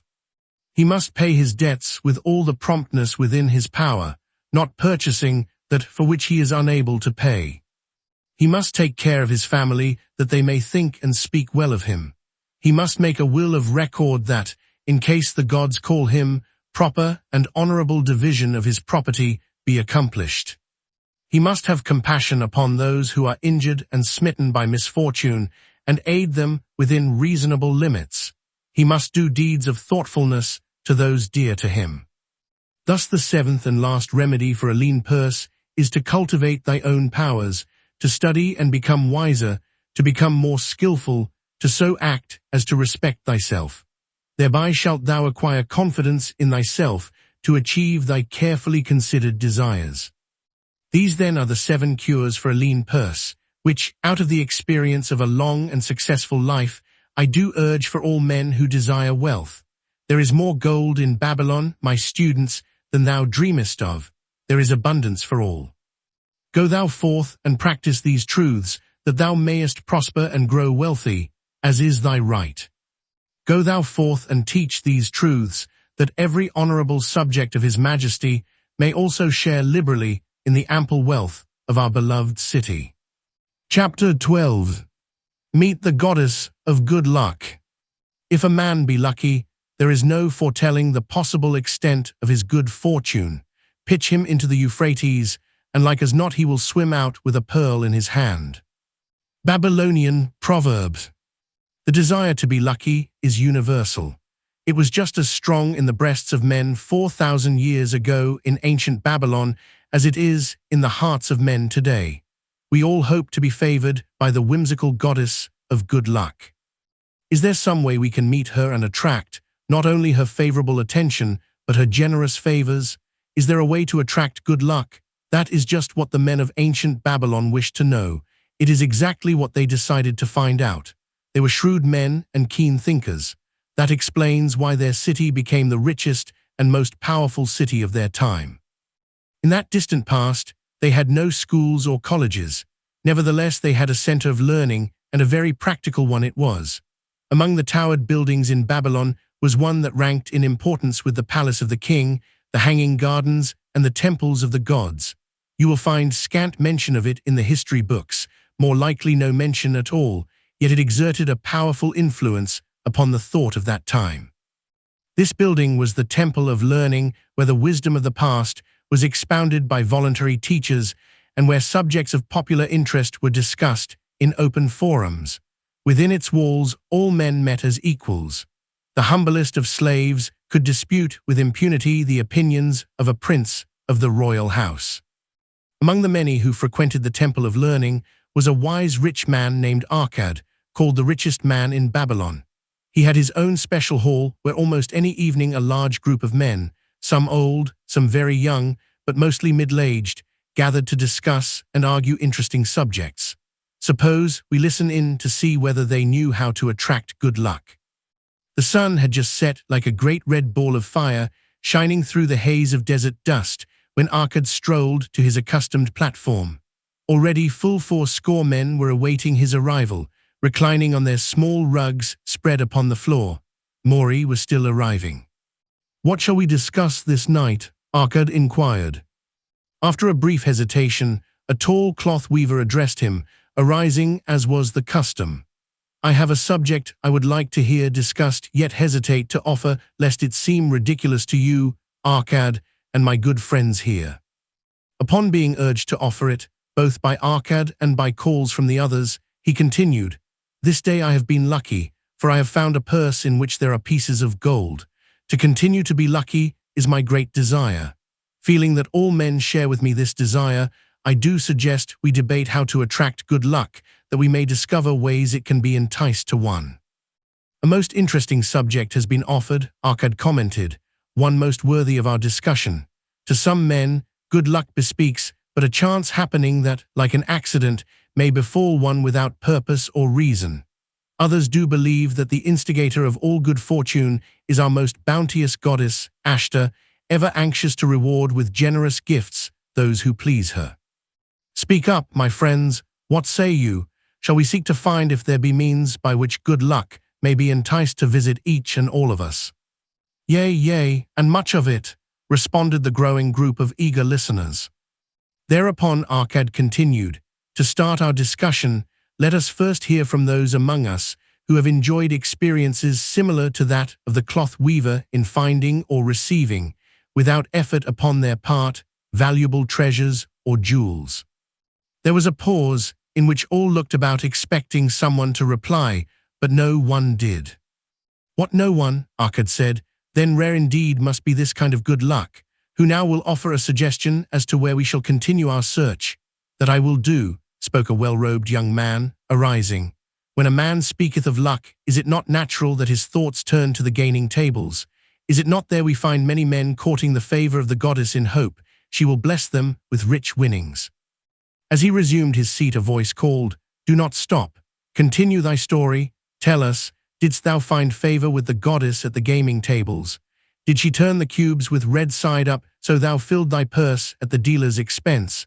Or did she permit the blue sides to come up so the dealer raked in thy hardened pieces of silver?" The young man joined the good-natured laughter, then replied, "I am not averse to admitting she seemed not to know I was even there. But how about the rest of you? Have you found her waiting about such places to roll the cubes in your favor? We are eager to hear as well as to learn." "A wise start," broke in Arkad. "We meet here to consider all sides of each question. To ignore the gaming table would be to overlook an instinct common to most men, the love of taking a chance with a small amount of silver in the hope of winning much gold." "That doth remind me of the races but yesterday," called out another listener. "If the goddess frequents the gaming tables, certainly she does not overlook the races where the gilded chariots and the foaming horses offer far more excitement. Tell us honestly, Arkad, did she whisper to you to place your bet upon those grey horses from Nineveh yesterday? I was standing just behind thee and could scarce believe my ears when I heard thee place thy bet upon the greys. Thou knowest as well as any of us that no team in all Assyria can beat our beloved bays in a fair race. Didst the goddess whisper in thy ear to bet upon the greys, because at the last turn the inside black would stumble and so interfere with our bays that the greys would win the race and score an unearned victory?" Arkad smiled indulgently at the banter. "What reason have we to feel the good goddess would take that much interest in any man's bet upon a horse race?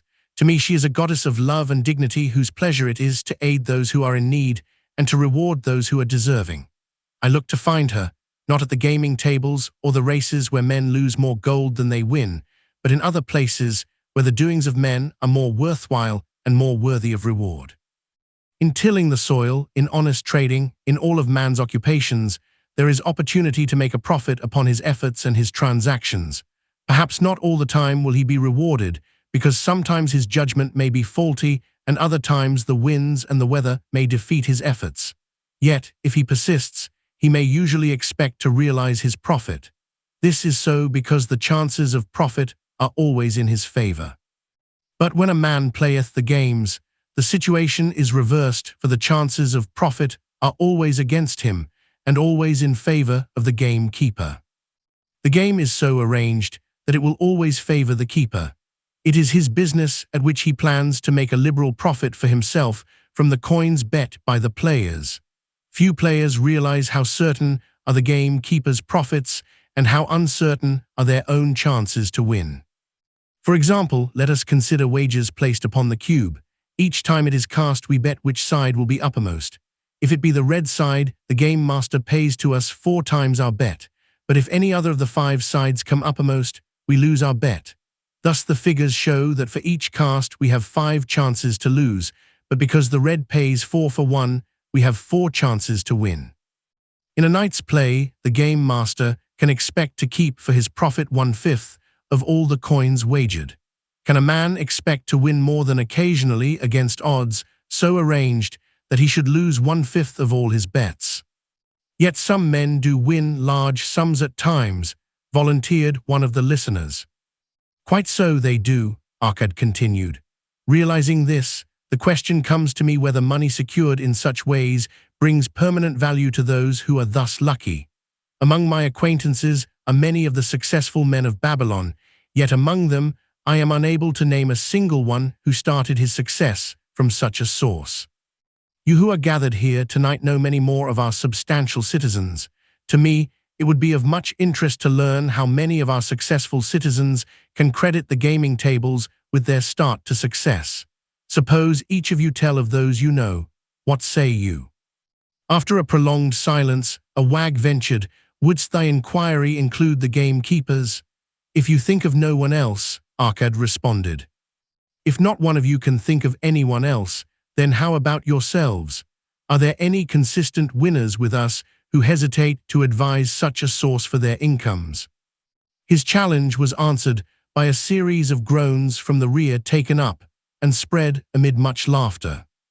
"It would seem we are not seeking good luck in such places as the goddess frequents," he continued. "Therefore let us explore other fields. We have not found it in picking up lost wallets. Neither have we found it haunting the gaming tables. As to the races, I must confess to have lost far more coins there than I have ever won. Now suppose we consider our trades and businesses. Is it not natural, if we conclude a profitable transaction, to consider it not good luck, but a just reward for our efforts? I am inclined to think we may be overlooking the gifts of the goddess. Perhaps she really does assist us when we do not appreciate her generosity. Who can suggest further discussion?"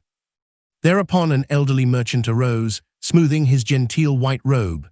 "With thy permission, most honorable Arkad and my friends, I offer a suggestion. If, as you have said, we take credit to our own industry and ability for our business success, why not consider the successes we almost enjoyed, but which escaped us, happenings which would have been most profitable? They would have been rare examples of good luck if they had actually happened. Because they were not brought to fulfillment, we cannot consider them as our just rewards. Surely many men here have such experiences to relate." "Here is a wise approach," Arkad approved.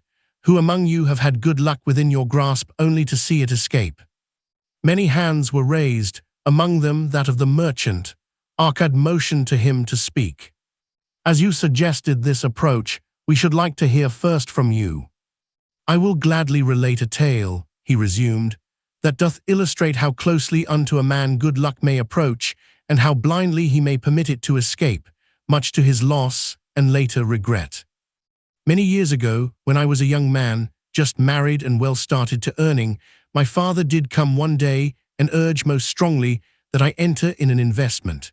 The son of one of his good friends had taken notice of a barren tract of land not far beyond the outer walls of our city. It lay high above the canal where no water could reach it. The son of my father's friend devised a plan to purchase this land, build 3 large water wheels that could be operated by oxen, and thereby raise the life-giving waters to the fertile soil.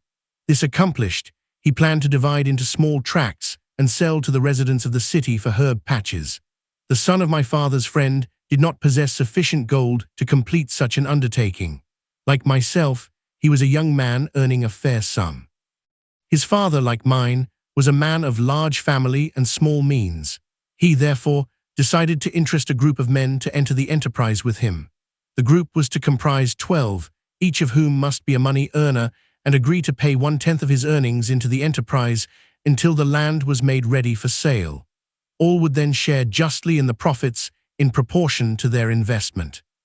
Thou, my son, bespoke my father unto me, art now in thy young manhood. It is my deep desire that thou begin the building of a valuable estate for myself, that thou mayest become respected among men. I desire to see thou profit from a knowledge of the thoughtless mistakes of thy father. This do I most ardently desire, my father, I replied. Then this do I advise, do what I should have done at thy age. From thy earnings keep out 1/10 to put into favorable investments. With this 1/10 of thy earnings, and what it will also earn, thou canst, before thou art my age, accumulate for thyself a valuable estate. Thy words are words of wisdom, my father. Greatly do I desire riches, yet there are many uses to which my earnings are called. Therefore do I hesitate to do as thou dost advise. I am young. There is plenty of time. So I thought at thy age, yet behold, many years have passed, and I have not yet made the beginning. We live in a different age, my father. I shall avoid thy mistakes. Opportunity stands before thee, my son. It is offering a chance that may lead to wealth. I beg of thee, do not delay. Go upon the morrow to the son of my friend and bargain with him to pay 10% of thy earnings into this investment. Go promptly upon the morrow.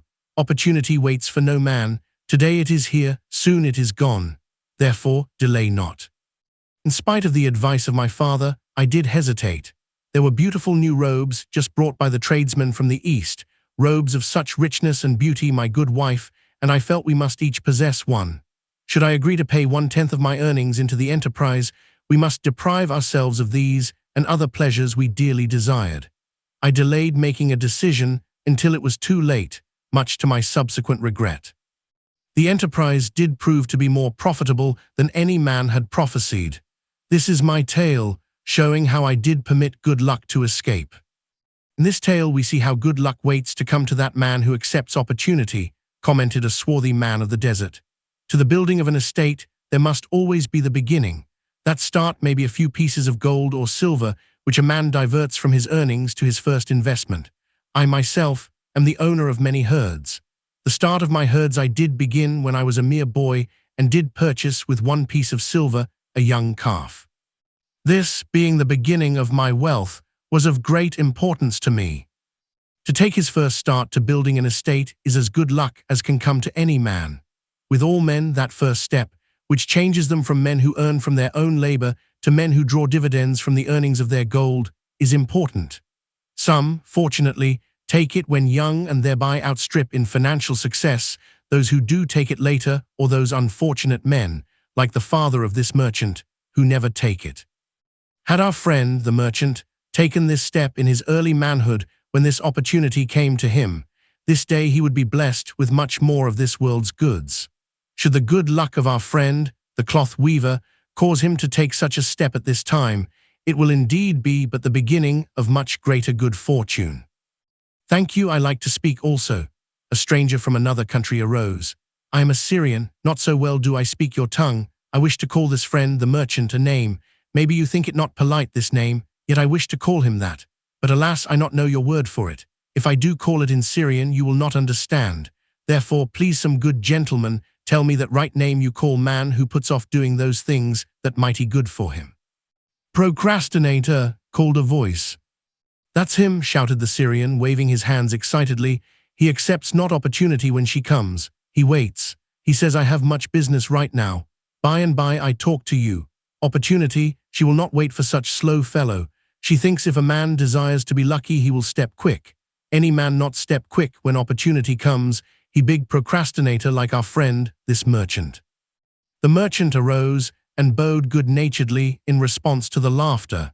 My admiration to thee, stranger within our gates, who hesitates not to speak the truth. And now let us hear another tale of opportunity. Who has for us another experience? Demanded Arcad. I have, responded a red-robed man of middle age. I am a buyer of animals, mostly camels and horses. Sometimes I do also buy the sheep and goats. The tale I am about to relate will tell truthfully how opportunity came one night when I did least expect it. Perhaps for this reason, I did let it escape. Of this, you shall be the judge. Returning to the city one evening, after a disheartening 10 days' journey in search of camels, I was much angered to find the gates of the city closed and locked. While my slaves spread our tent for the night, which we looked to spend with little food and no water, I was approached by an elderly farmer who, like ourselves, found himself locked outside. "Honored sir," he addressed me, "from thy appearance, I do judge thee to be a buyer. If this be so, much would I like to sell to thee the most excellent flock of sheep just driven up. Alas, my good wife lies very sick with the fever. I must return with all haste. Buy thou my sheep that I and my slaves may mount our camels and travel back without delay." So dark it was that I could not see his flock, but from the bleating I did know it must be large. Having wasted 10 days searching for camels I could not find, I was glad to bargain with him. In his anxiety, he did set a most reasonable price. I accepted, well knowing my slaves could drive the flock through the city gates in the morning and sell at a substantial profit. The bargain concluded, I called my slaves to bring torches that we might count the flock, which the farmer declared to contain 900. I shall not burden you, my friends, with a description of our difficulty in attempting to count so many thirsty, restless, milling sheep. It proved to be an impossible task. Therefore, I bluntly informed the farmer I would count them at daylight and pay him then. "Please, most honorable sir," he pleaded, "pay me but 2/3 of the price tonight that I may be on my way. I will leave my most intelligent and educated slave to assist to make the count in the morning. He is trustworthy, and to him thou canst pay the balance." But I was stubborn and refused to make payment that night. Next morning, before I awoke, the city gates opened and 4 buyers rushed out in search of flocks.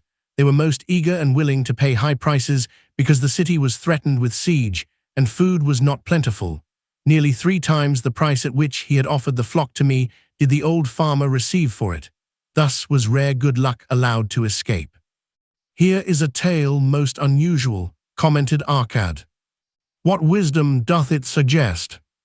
"The wisdom of making a payment immediately when we are convinced our bargain is wise," suggested a venerable saddle maker.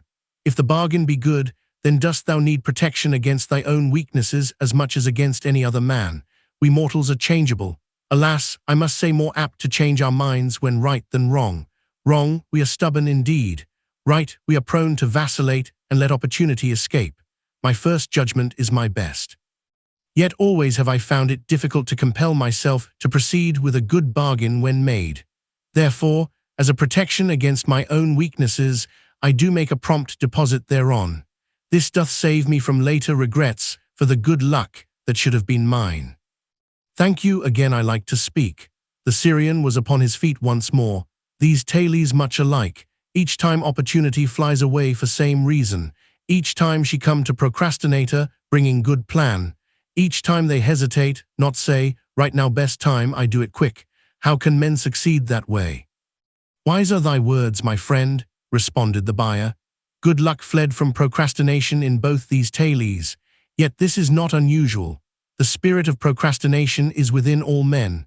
We desire riches, yet how often when opportunity doth appear before us, that spirit of procrastination from within doth urge various delays in our acceptance.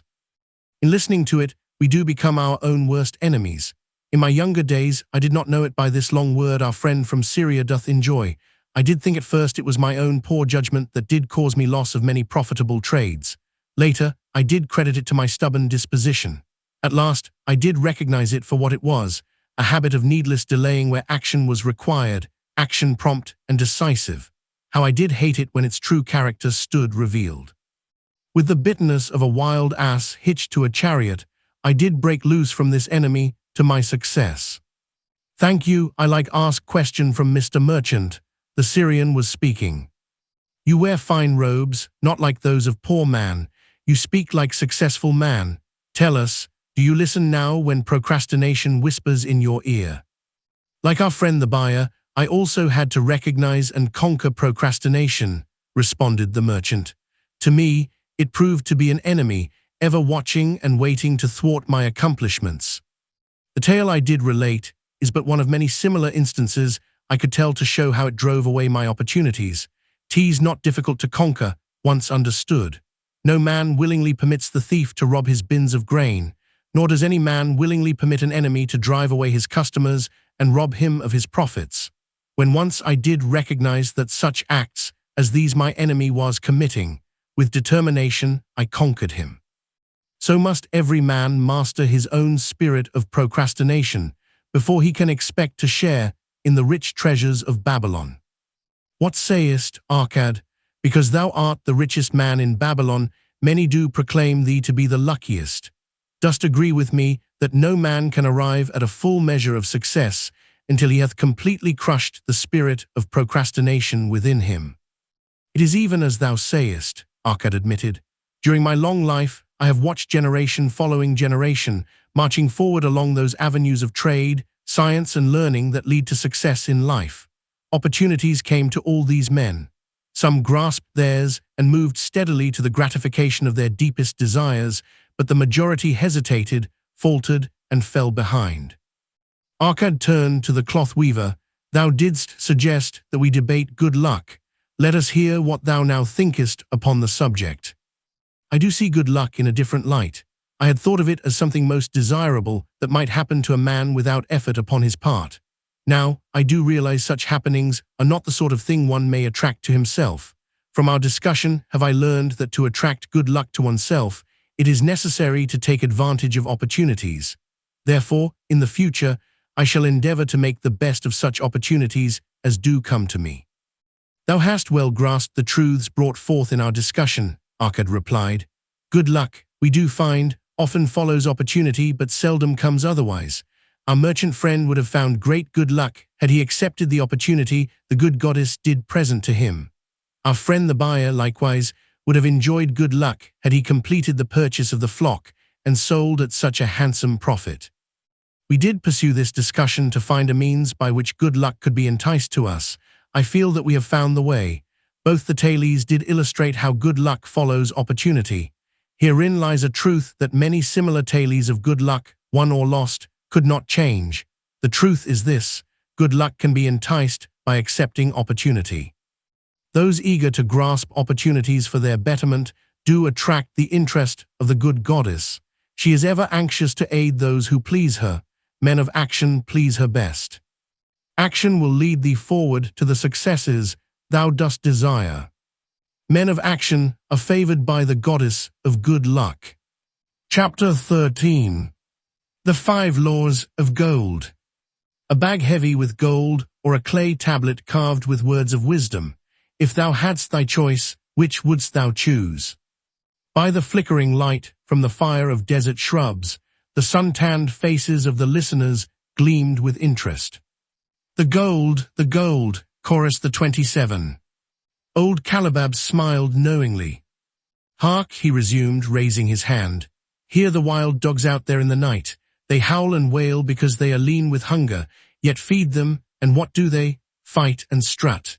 Then fight and strut some more, giving no thought to the morrow that will surely come. Just so it is with the sons of men. Give them a choice of gold and wisdom, what do they do? Ignore the wisdom and waste the gold. On the morrow they wail because they have no more gold. Gold is reserved for those who know its laws and abide by them. Calabab drew his white robe close about his lean legs, for a cool night wind was blowing. Because thou hast served me faithfully upon our long journey, because thou cared well for my camels, because thou toiled uncomplainingly across the hot sands of the desert, because thou fought bravely the robbers that sought to despoil my merchandise, I will tell thee this night the tale of the 5 laws of gold, such a tale as thou never hast heard before. Hark ye with deep attention to the words I speak, for if you grasp their meaning and heed them, in the days that come thou shalt have much gold. He paused impressively.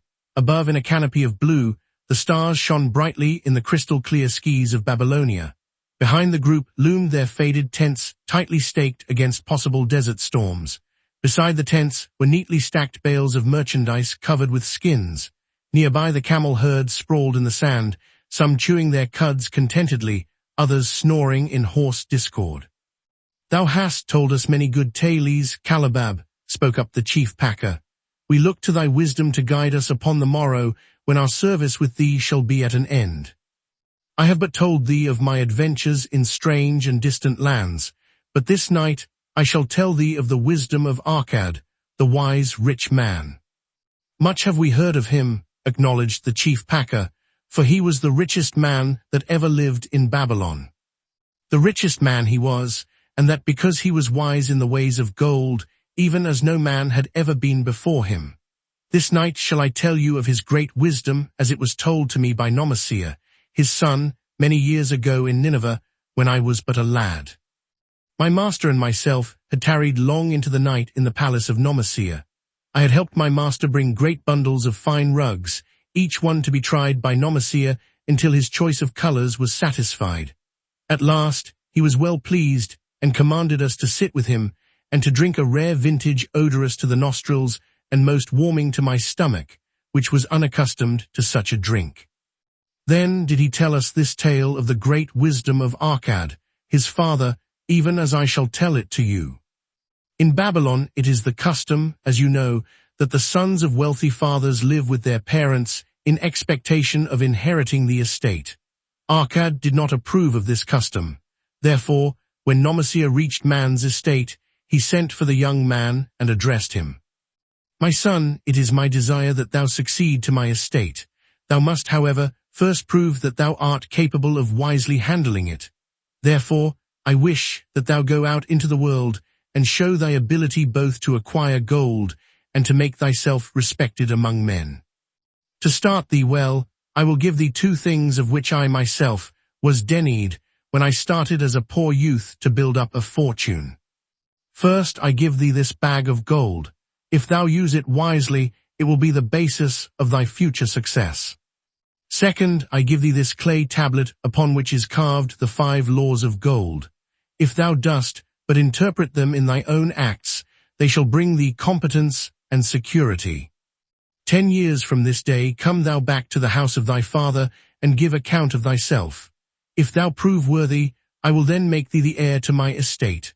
Otherwise, I will give it to the priests that they may barter for my soul the land consideration of the gods."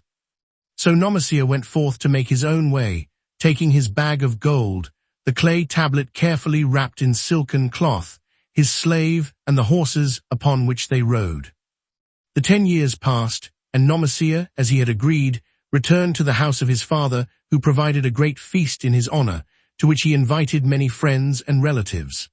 After the feast was over, the father and mother mounted their throne-like seats at one side of the great hall, and Nomesea stood before them to give an account of himself as he had promised his father. It was evening. The room was hazy with smoke from the wicks of the oil lamps that but dimly lighted it. Slaves in white woven jackets and tunics fanned the humid air rhythmically with long-stemmed palm leaves. A stately dignity colored the scene. The wife of Nomesea and his 2 young sons, with friends and other members of the family, sat upon rugs behind him, eager listeners. "My father," he began deferentially, "I bow before thy wisdom. 10 years ago, when I stood at the gates of manhood, thou bade me go forth and become a man among men, instead of remaining a vassal to thy fortune.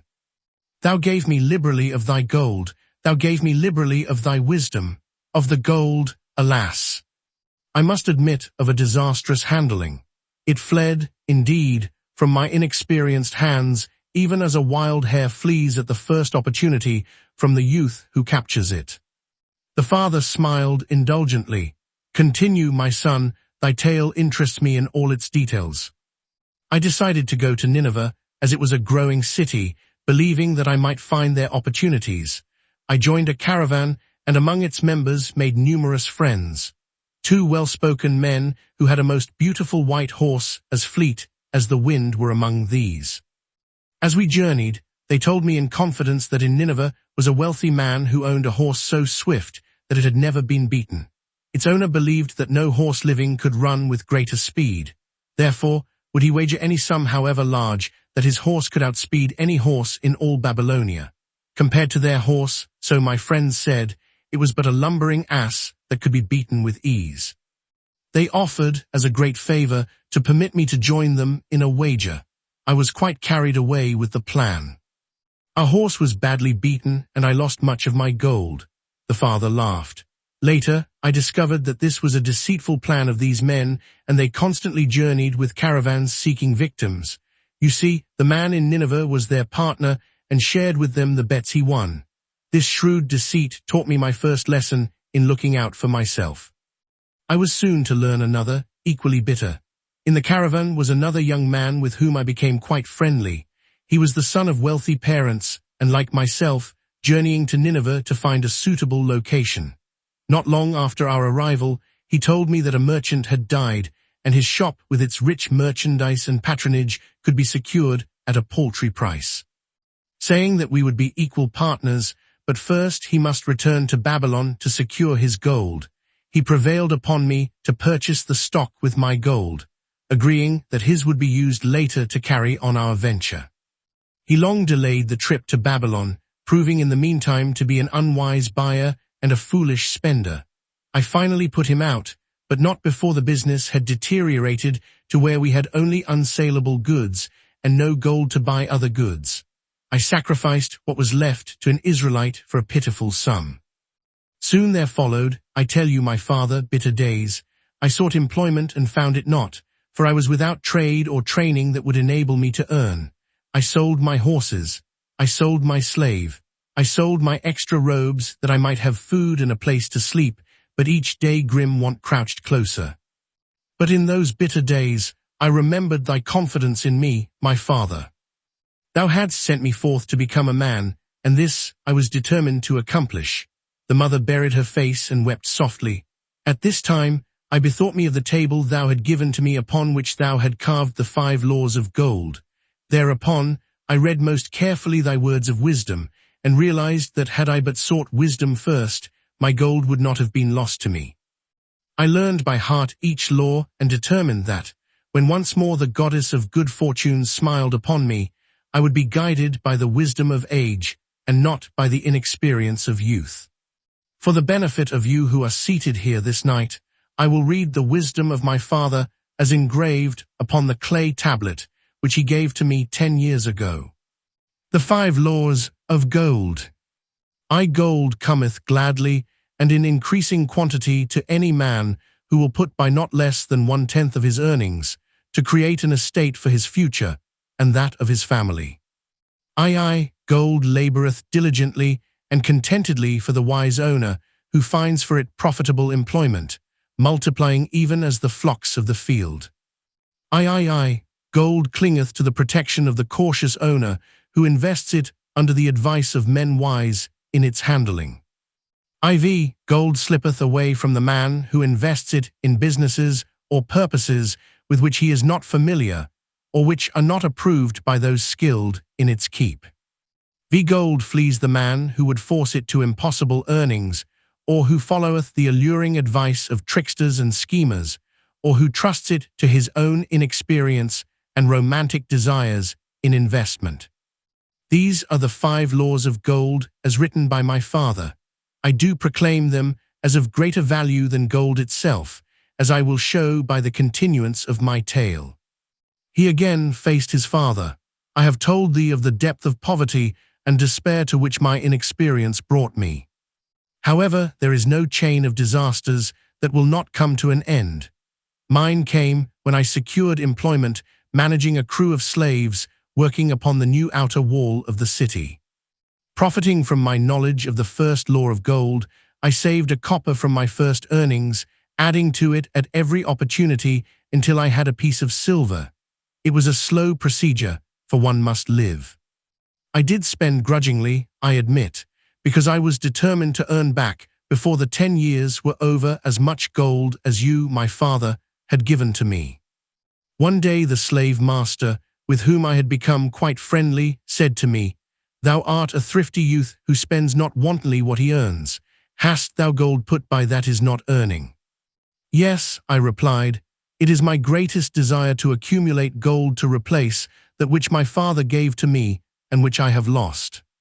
'Tis a worthy ambition, I will grant, and do you know that the gold which you have saved can work for you and earn much more gold? Alas, my experience has been bitter, for my father's gold has fled from me, and I am in much fear lest my own do the same. If thou hast confidence in me, I will give thee a lesson in the profitable handling of gold, he replied. Within a year, the outer wall will be complete and ready for the great gates of bronze that will be built at each entrance to protect the city from the king's enemies. In all Nineveh there is not enough metal to make these gates, and the king has not thought to provide it. Here is my plan. A group of us will pool our gold and send a caravan to the mines of copper and tin, which are distant, and bring to Nineveh the metal for the gates. When the king says, "Make the great gates," we alone can supply the metal, and a rich price he will pay. If the king will not buy from us, we will yet have the metal which can be sold for a fair price. In his offer, I recognized an opportunity to abide by the third law and invest my savings under the guidance of wise men. Nor was I disappointed. Our pool was a success, and my small store of gold was greatly increased by the transaction. In due time, I was accepted as a member of this same group in other ventures. They were men wise in the profitable handling of gold. They talked over each plan presented with great care before entering upon it. They would take no chance on losing their principal or tying it up in unprofitable investments from which their gold could not be recovered. Such foolish things as the horse race and the partnership into which I had entered with my inexperience would have had scant consideration with them. They would have immediately pointed out their weaknesses. Through my association with these men, I learned to safely invest gold to bring profitable returns. As the years went on, my treasure increased more and more rapidly. I not only made back as much as I lost, but much more. Through my misfortunes, my trials, and my success, I have tested time and again the wisdom of the 5 laws of gold, my father, and have proven them true in every test. To him who is without knowledge of the 5 laws, gold comes not often and goeth away quickly. But to him who abide by the 5 laws, gold comes and works as his dutiful slave. Nomasia ceased speaking and motioned to a slave in the back of the room. The slave brought forward, one at a time, 3 heavy leather bags. One of these Nomasia took and placed upon the floor before his father, addressing him again. Thou didst give to me a bag of gold, BabyLon gold. Behold, in its place, I do return to thee a bag of Nineveh gold of equal weight and equal exchange, as all will agree. Thou didst give to me a clay tablet inscribed with wisdom. Behold, in its stead, I do return 2 bags of gold. So saying, he took from the slave the other 2 bags, and likewise placed them upon the floor before his father. This I do to prove to thee, my father, of how much greater value I consider thy wisdom than thy gold. Yet, who can measure in bags of gold the value of wisdom? Without wisdom, gold is quickly lost by those who have it, but with wisdom, gold can be secured by those who have it not, as these 3 bags of gold do prove. It does, indeed, give to me the deepest satisfaction, my father, to stand before thee and say that, because of thy wisdom, I have been able to become rich and respected before men. The father placed his hand fondly upon the head of Nomasia. Thou hast learned well thy lessons, and I am, indeed, fortunate to have a son to whom I may entrust my wealth. Calabab ceased his tale and looked critically at his listeners. What means this to thee, this tale of Nomasia? He continued. Who amongst thee can go to thy father or to the father of thy wife and give an account of wise handling of his earnings? What would these venerable men think were you to say, I have traveled much and learned much and labored much and earned much, yet alas, of gold I have little. Some I spent wisely, some I spent foolishly, and much I lost in unwise ways.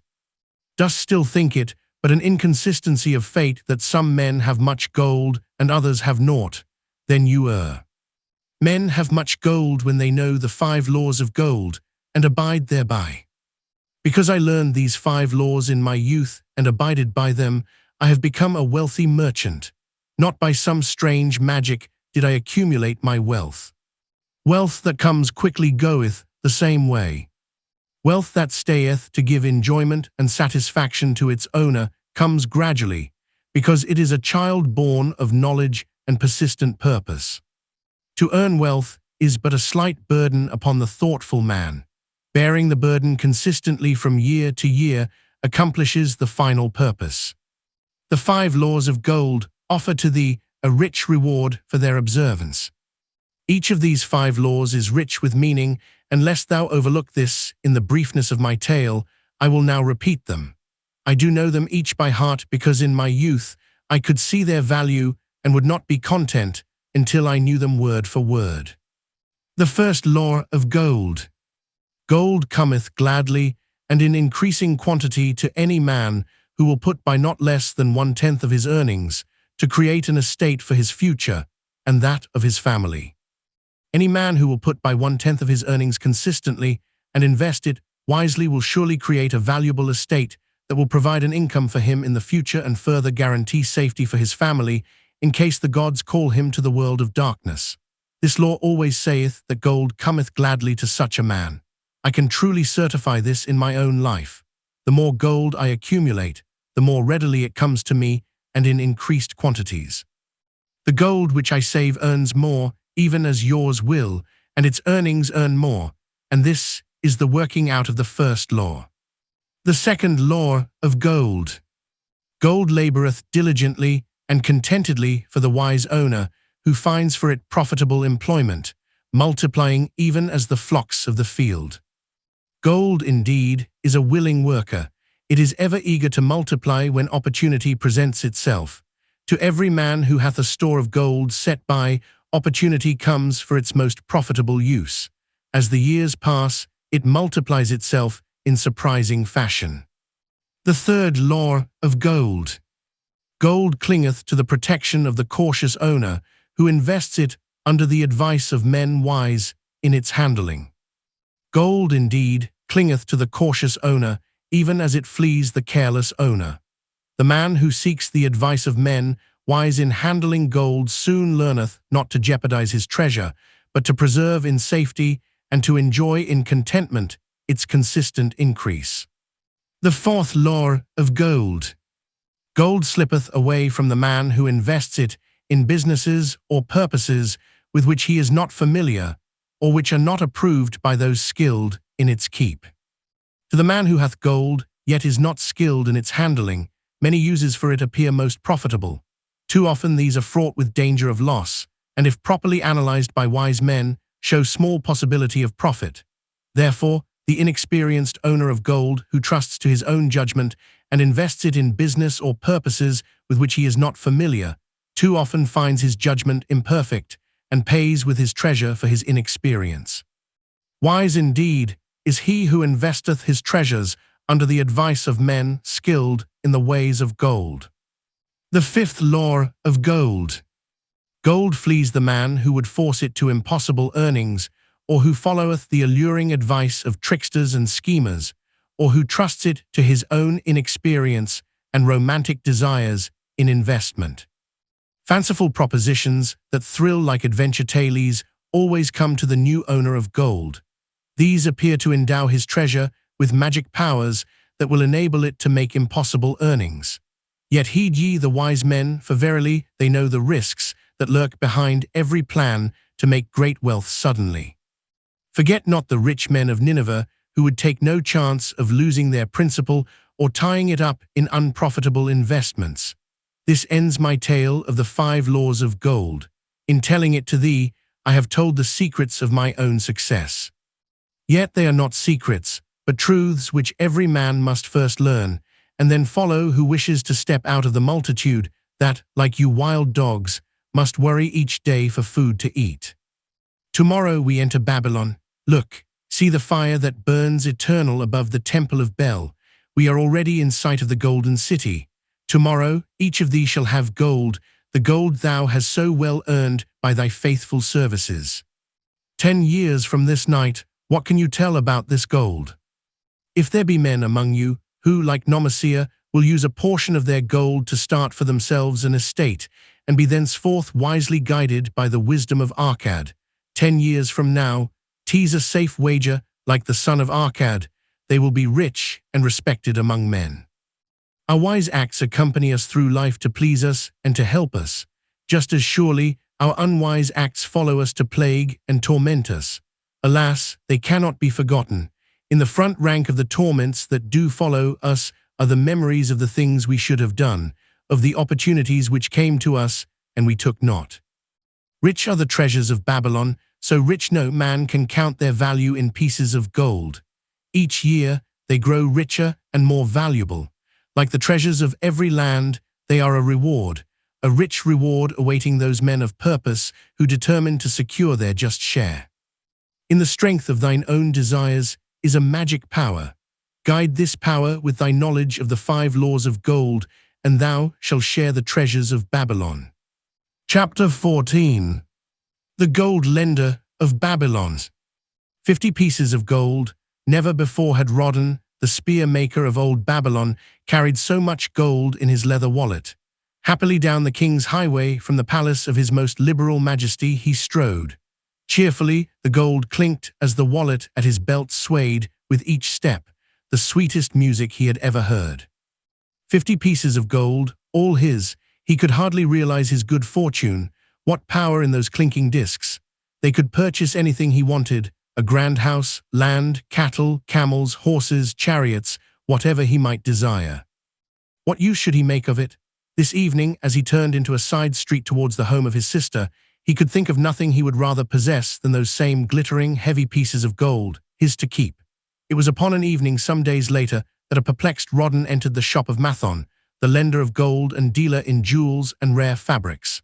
Glancing neither to the right nor the left at the colorful articles artfully displayed, he passed through to the living quarters at the rear. Here he found the genteel Mathon lounging upon a rug partaking of a meal served by a black slave. "I would counsel with thee, for I know not what to do." Rodden stood stolidly, feet apart, hairy breast exposed by the gaping front of his leather jacket. Mathon's narrow, sallow face smiled a friendly greeting. "What indiscretions hast thou done that thou shouldst seek the lender of gold? Hast been unlucky at the gaming table, or hath some plump dame entangled thee? For many years have I known thee, yet never hast thou sought me to aid thee in thy troubles." "No, no, not such as that. I seek no gold. Instead I crave thy wise advice." Hear what this man doth say. No one comes to the lender of gold for advice. My ears must play me false. They listen true. Can this be so? Rodden, the spear maker, doth display more cunning than all the rest, for he comes to Mathon not for gold, but for advice. Many men come to me for gold to pay for their follies, but as for advice, they want it not. Yet who is more able to advise than the lender of gold to whom many men come in trouble? "Thou shalt eat with me, Rodden," he continued.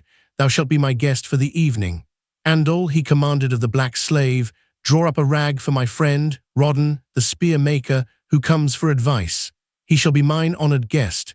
Bring to him much food and get for him my largest cup. Choose well of the best wine, that he may have satisfaction in the drinking. Now, tell me what troubles thee." "It is the king's gift." "The king's gift? The king did make thee a gift, and it gives thee trouble. What manner of gift?" "Because he was much pleased with the design I did submit to him for a new point on the spears of the royal guard, he did present me with 50 pieces of gold, and now I am much perplexed. I am beseeched each hour the sun doth travel across the sky by those who would share it with me. That is natural. More men want gold than have it, and would wish one who comes by it easily to divide. But can you not say no? Is thy will not as strong as thy fist? To many I can say no, yet sometimes it would be easier to say yes. Can one refuse to share with one's sister to whom he is deeply devoted? Surely thy own sister would not wish to deprive thee of enjoying thy reward. But it is for the sake of Araman, her husband, whom she wishes to see a rich merchant. She does feel that he has never had a chance, and she beseeches me to loan to him this gold that he may become a prosperous merchant and repay me from his profits. My friend, resumed Mathon, 'tis a worthy subject thou bringest to discuss. Gold bringeth unto its possessor responsibility and a changed position with his fellow men. It bringeth fear lest he lose it, or it be tricked away from him. It bringeth a feeling of power and ability to do good. Likewise, it bringeth opportunities whereby his very good intentions may bring him into difficulties. Didst ever hear of the farmer of Nineveh who could understand the language of animals? I wot not, for 'tis not the kind of tale men like to tell over the bronze caster's forge. I will tell it to thee, for thou shouldst know that to borrowing and lending there is more than the passing of gold from the hands of one to the hands of another. This farmer, who could understand what the animals said to each other, did linger in the farmyard each evening just to listen to their words. One evening he did hear the ox bemoaning to the ass the hardness of his lot. I do labor pulling the plough from morning until night. No matter how hot the day, or how tired my legs, or how the bow doth chafe my neck, still must I work, but you are a creature of leisure. You are trapped with a colourful blanket and do nothing more than carry our master about where he wishes to go. When he goes nowhere, you do rest and eat the green grass all the day. Now the ass, in spite of his vicious heels, was a goodly fellow and sympathized with the ox. My good friend, he replied, you do work very hard, and I would help ease your lot. Therefore, will I tell you how you may have a day of rest. In the morning, when the slave comes to fetch you to the plough, lie upon the ground and bellow much, that he may say you are sick and cannot work. So the ox took the advice of the ass, and the next morning the slave returned to the farmer and told him the ox was sick and could not pull the plough. Then, said the farmer, hitch the ass to the plough, for the ploughing must go on. All that day the ass, who had only intended to help his friend, found himself compelled to do the ox's task. When night came and he was released from the plough, his heart was bitter and his legs were weary, and his neck was sore where the bow had chafed it. The farmer lingered in the barnyard to listen. The ox began first. You are my good friend. Because of your wise advice, I have enjoyed a day of rest. And I, retorted the ass, am like many another simple-hearted one who starts to help a friend and ends up by doing his task for him.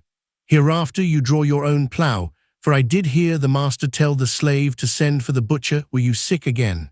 I wish he would, for you are a lazy fellow. Thereafter they spoke to each other no more. This ended their friendship. Canst thou tell the moral to this tale, Rodden? 'Tis a good tale, responded Rodden, but I see not the moral.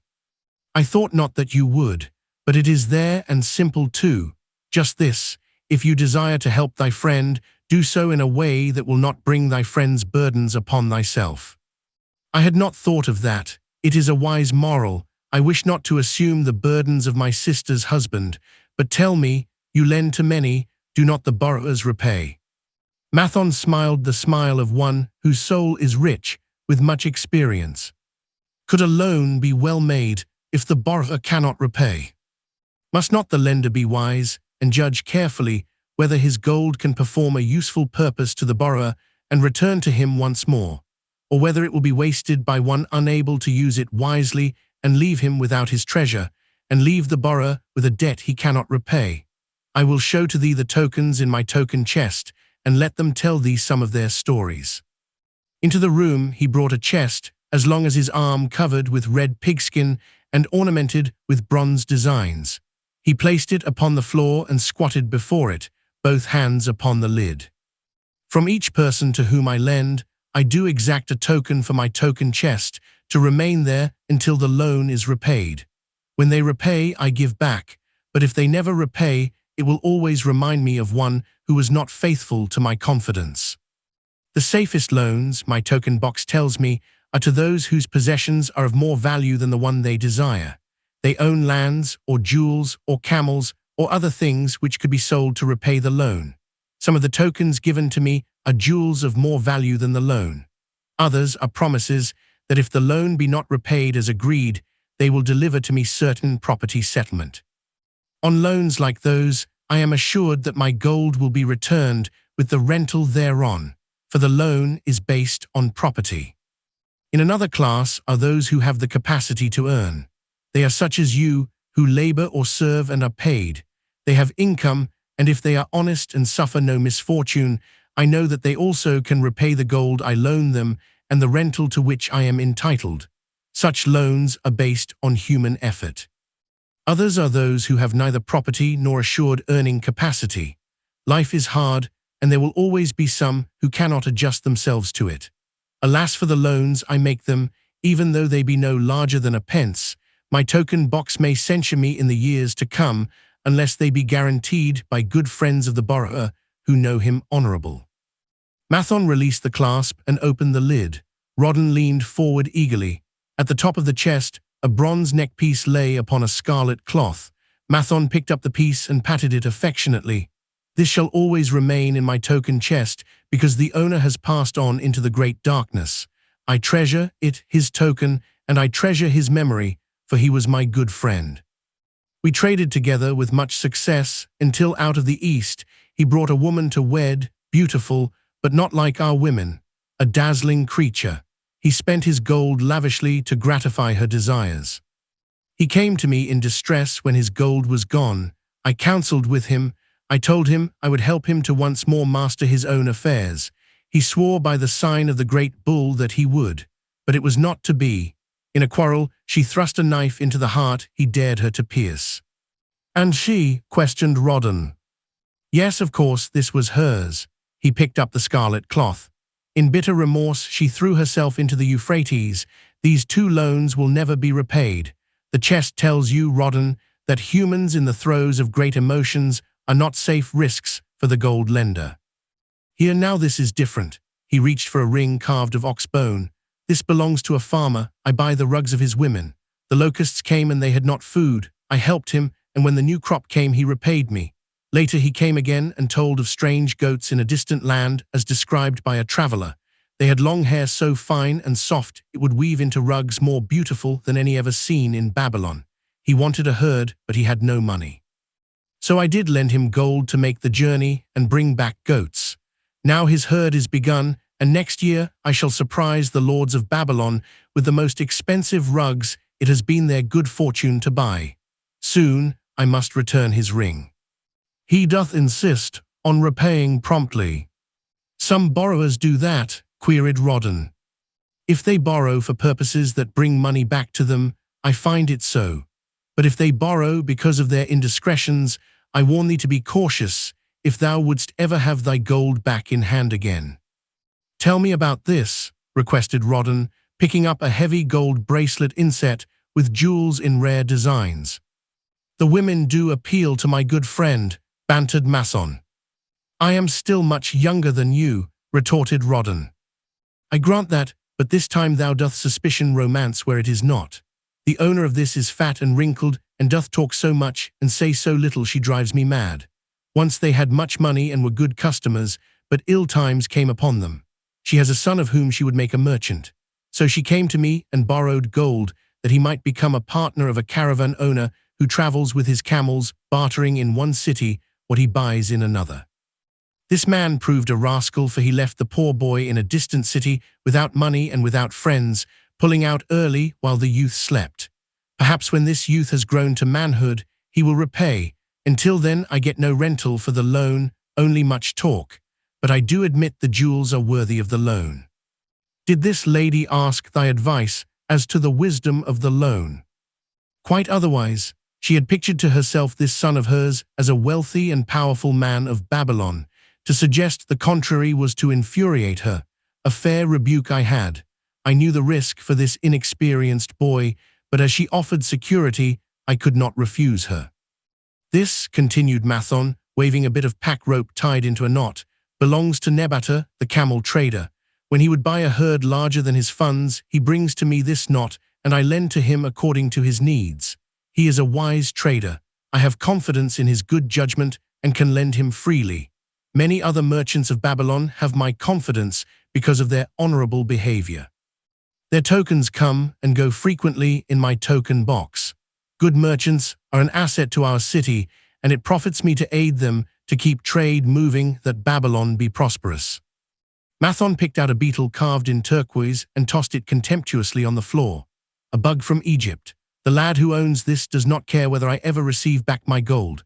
When I reproach him, he replies, "How can I repay when ill fate pursues me? You have plenty more. What can I do?" The token is his father's, a worthy man of small means who did pledge his land and herd to back his son's enterprises. The youth found success at first and then was overzealous to gain great wealth. His knowledge was immature, his enterprises collapsed. Youth is ambitious. Youth would take short cuts to wealth and the desirable things for which it stands. To secure wealth quickly, youth often borrows unwisely. Youth, never having had experience, cannot realize that hopeless debt is like a deep pit into which one may descend quickly and where one may struggle vainly for many days. It is a pit of sorrow and regrets where the brightness of the sun is overcast and night is made unhappy by restless sleeping. Yet I do not discourage borrowing gold. I encourage it.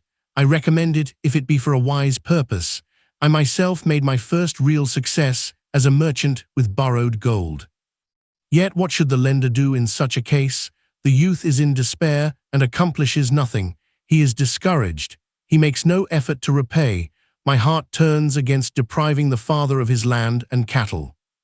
You tell me much that I am interested to hear, ventured Rawdon, but I hear no answer to my question. Should I lend my 50 pieces of gold to my sister's husband? They mean much to me. Thy sister is a sterling woman whom I do much esteem. Should her husband come to me and ask to borrow 50 pieces of gold, I should ask him for what purpose he would use it. If he answered that he desired to become a merchant like myself and deal in jewels and rich furnishings, I would say, "What knowledge have you of the ways of trade? Do you know where you can buy at lowest cost? Do you know where you can sell at a fair price?" Could he say yes to these questions? No, he could not, Rawdon admitted. He has helped me much in making spears, and he has helped some in the shops. Then would I say to him that his purpose was not wise. Merchants must learn their trade. His ambition, though worthy, is not practical, and I would not lend him any gold. But supposing he could say, "Yes, I have helped merchants much. I know how to travel to Smyrna and to buy at low cost the rugs the housewives weave. I also know many of the rich people of Babylon to whom I can sell these at a large profit." Then I would say, "Your purpose is wise and your ambition honorable. I shall be glad to lend you the 50 pieces of gold if you can give me security that they will be returned." But would he say, "I have no security other than that I am an honored man and will pay you well for the loan"? Then would I reply, "I treasure much each piece of gold. Were the robbers to take it from you as you journeyed to Smyrna, or take the rugs from you as you returned, then you would have no means of repaying me, and my gold would be gone." Gold, you see, Rawdon, is the merchandise of the lender of money. It is easy to lend. If it is lent unwisely, then it is difficult to get back. The wise lender wishes not the risk of the undertaking, but the guarantee of safe repayment. "'Tis well," he continued, "to assist those that are in trouble. 'Tis well to help those upon whom fate has laid a heavy hand. 'Tis well to help those who are starting that they may progress and become valuable citizens. But help must be given wisely, lest, like the farmer's ass, in our desire to help we but take upon ourselves the burden that belongs to another." Again I wandered from thy question, Rawdon, but hear my answer. Keep thy 50 pieces of gold. What thy labor earns for thee, and what is given thee for reward is thine own, and no man can put an obligation upon thee to part with it, unless it do be thy wish. If thee wouldst lend it so that it may earn thee more gold, then lend with caution and in many places. I like not idle gold, even less I like too much of risk. How many years hast thou labored as a spear maker? Fully 3. How much besides the king's gift hast saved? 3 gold pieces. Each year that thou hast labored thou hast denied thyself good things to save from thine earnings 1 piece of gold. 'Tis as you say. Then mightest save in 50 years of labor 50 pieces of gold by thy self-denial. A lifetime of labor it would be. Thinkest thou thy sister would wish to jeopardize the savings of 50 years of labor over the bronze melting pot that her husband might experiment on being a merchant? Not if I spoke in your words. Then go to her and say, 3 years I have labored each day except fast days, from morning until night, and I have denied myself many things that my heart craved. For each year of labor and self-denial I have to show 1 piece of gold. Thou art my favored sister, and I wish that thy husband may engage in business in which he will prosper greatly. If he will submit to me a plan that seems wise and possible to my friend Mathon, Then will I gladly lend to him my savings of an entire year, that he may have an opportunity to prove that he can succeed. Do that, I say, and if he has within him the soul to succeed, he can prove it. If he fails, he will not owe thee more than he can hope some day to repay. I am a gold lender because I own more gold than I can use in my own trade. I desire my surplus gold to labor for others and thereby earn more gold. I do not wish to take risk of losing my gold, for I have labored much and dennied myself much to secure it. Therefore, I will no longer lend any of it where I am not confident that it is safe and will be returned to me. Neither will I lend it where I am not convinced that its earnings will be promptly paid to me. I have told to thee, Rodden, a few of the secrets of my token chest. From them you may understand the weakness of men and their eagerness to borrow that which they have no certain means to repay. From this, you can see how often their high hopes of the great earnings they could make, if they but had gold, are but false hopes they have not the ability or training to fulfill. Thou, Rodden, now have gold which thou shouldst put to earning more gold for thee. Thou art about to become, even as I, a gold lender. If thou dost safely preserve thy treasure, it will produce liberal earnings for thee, and be a rich source of pleasure and profit during all thy days. But if thou dost let it escape from thee, it will be a source of constant sorrow and regret as long as thy memory doth last. What desirest thou most of this gold in thy wallet? To keep it safe. Wisely spoken, replied Mathon approvingly.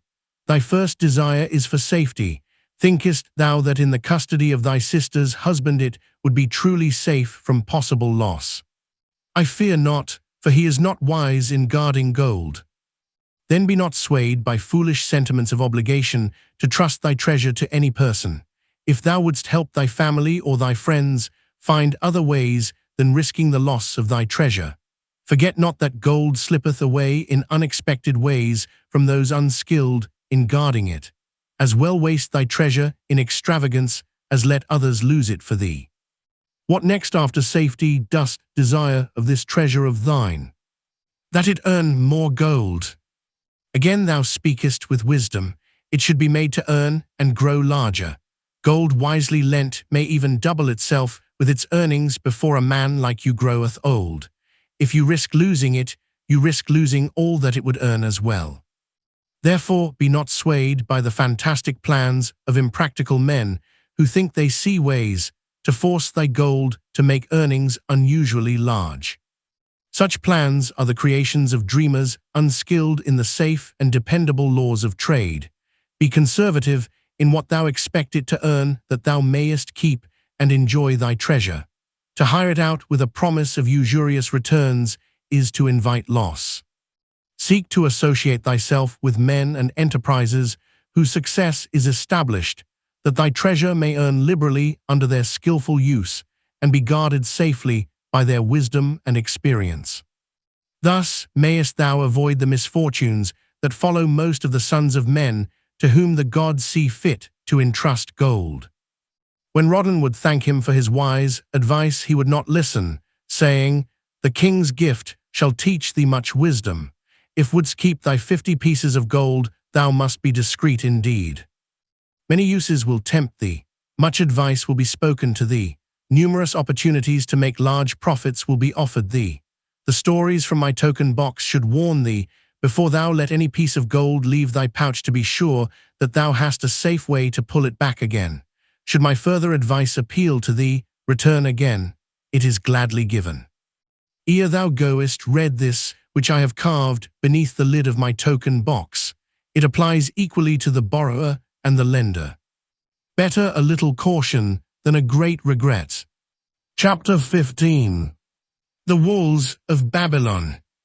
Old Banzar, grim warrior of another day, stood guard at the passageway leading to the top of the ancient walls of Babylon. Up above, valiant defenders were battling to hold the walls. Upon them depended the future existence of this great city with its hundreds of thousands of citizens. Over the walls came the roar of the attacking armies, the yelling of many men, the trampling of thousands of horses, the deafening boom of the battering rams pounding the bronzed gates. In the street behind the gate lounged the spearmen, waiting to defend the entrance should the gates give way. They were but few for the task. The main armies of Babylon were with their king, far away in the east, on the great expedition against the Elamites. No attack upon the city having been anticipated during their absence, the defending forces were small. Unexpectedly, from the north, bore down the mighty armies of the Assyrians, and now the walls must hold or Babylon was doomed. About Banzar were great crowds of citizens, white-faced and terrified, eagerly seeking news of the battle. With hushed awe they viewed the stream of wounded and dead being carried or led out of the passageway. Here was the crucial point of attack. After 3 days of circling about the city, the enemy had suddenly thrown his great strength against this section and this gate. The defenders from the top of the wall fought off the climbing platforms and the scaling ladders of the attackers with arrows, burning oil, and if any reached the top, spears. Against the defenders, thousands of the enemy's archers poured a deadly barrage of arrows. Old Banzar had the vantage point for news. He was closest to the conflict and first to hear of each fresh repulse of the frenzied attackers. An elderly merchant crowded close to him, his palsied hands quivering. Tell me, he pleaded. They cannot get in. My sons are with the good king. There is no one to protect my old wife. My goods they will steal all. My food they will leave nothing. We are old, too old to defend ourselves, too old for slaves. We shall starve. We shall die. Tell me they cannot get in. Calm thyself, good merchant, the guard responded. The walls of Babylon are strong. Go back to the bazaar and tell your wife that the walls will protect you and all of your possessions as safely as they protect the rich treasures of the king. Keep close to the walls, lest the arrows flying over strike you. A woman with a babe in arms took the old man's place as he withdrew. Sergeant, what news from the top? Tell me truly that I may reassure my poor husband. He lies with fever from his terrible wounds, yet insists upon his armor and his spear to protect me, who am with child. Terrible, he says, will be the vengeful lust of our enemies should they break in. Be thou of good heart, thou mother that is, and is again to be, the walls of Babylon will protect you and your babes. They are high and strong. Hear ye not the yells of our valiant defenders as they empty the cauldrons of burning oil upon the ladder scalers? Yes, that do I hear, and also the roar of the battering rams that do hammer at our gates. Back to thy husband, tell him the gates are strong and withstand the rams, also that the scalers climb the walls, but to receive the waiting spear thrust. Watch thy way and hasten behind you buildings. Banzar stepped aside to clear the passage for heavily armed reinforcements. As, with clanking bronze shields and heavy tread, they tramped by, a small girl plucked at his girdle. Tell me please, soldier, are we safe? She pleaded. I hear the awful noises. I see the men all bleeding. I am so frightened. What will become of our family, of my mother, little brother and the baby? The grim old campaigner blinked his eyes and thrust forward his chin as he beheld the child. Be not afraid, little one, he reassured her. The walls of Babylon will protect you and mother and little brother and the baby.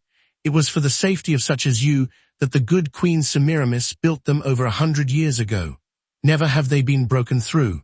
Go back and tell your mother and little brother and the baby that the walls of Babylon will protect them and they need have no fear. Day after day old Banzar stood at his post and watched the reinforcements file up the passageway, there to stay and fight until wounded or dead they came down once more. Around him, unceasingly crowded the throngs of frightened citizens eagerly seeking to learn if the walls would hold. To all he gave his answer with the fine dignity of an old soldier, the walls of Babylon will protect you. For 3 weeks and 5 days, the attack waged with scarcely ceasing violence. Harder and grimmer set the jaw of Banzar as the passage behind, wet with the blood of the many wounded, was churned into mud by the never-ceasing streams of men passing up and staggering down. Each day the slaughtered attackers piled up in heaps before the wall. Each night they were carried back and buried by their comrades. Upon the 5th night of the 4th week, the clamor without diminished. The first streaks of daylight, illuminating the plains, disclosed great clouds of dust raised by the retreating armies. A mighty shout went up from the defenders. There was no mistaking its meaning. It was repeated by the waiting troops behind the walls. It was echoed by the citizens upon the streets. It swept over the city with the violence of a storm. People rushed from the houses. The streets were jammed with a throbbing mob. The pent-up fear of weeks found an outlet in the wild chorus of joy. From the top of the high tower of the Temple of Bel burst forth the flames of victory. Skyward floated the column of blue smoke to carry the message far and wide. The walls of Babylon had once again repulsed a mighty and viscous foe determined to loot her rich treasures and to ravish and enslave her citizens. Babylon endured century after century because it was fully protected. It could not afford to be otherwise. The walls of Babylon were an outstanding example of man's need and desire for protection. This desire is inherent in the human race. It is just as strong today as it ever was, but we have developed broader and better plans to accomplish the same purpose. In this day, behind the impregnable walls of insurance, savings accounts, and dependable investments, we can guard ourselves against the unexpected tragedies that may enter any door and seat themselves before any fireside. We cannot afford to be without adequate protection. Chapter 16. The Camel Trader of Babylon. The hungrier one becomes, the clearer one's mind works. Also the more sensitive one becomes to the odors of food. Tarkad, the son of Azure, certainly thought so. For 2 whole days he had tasted no food except 2 small figs purloined from over the wall of a garden.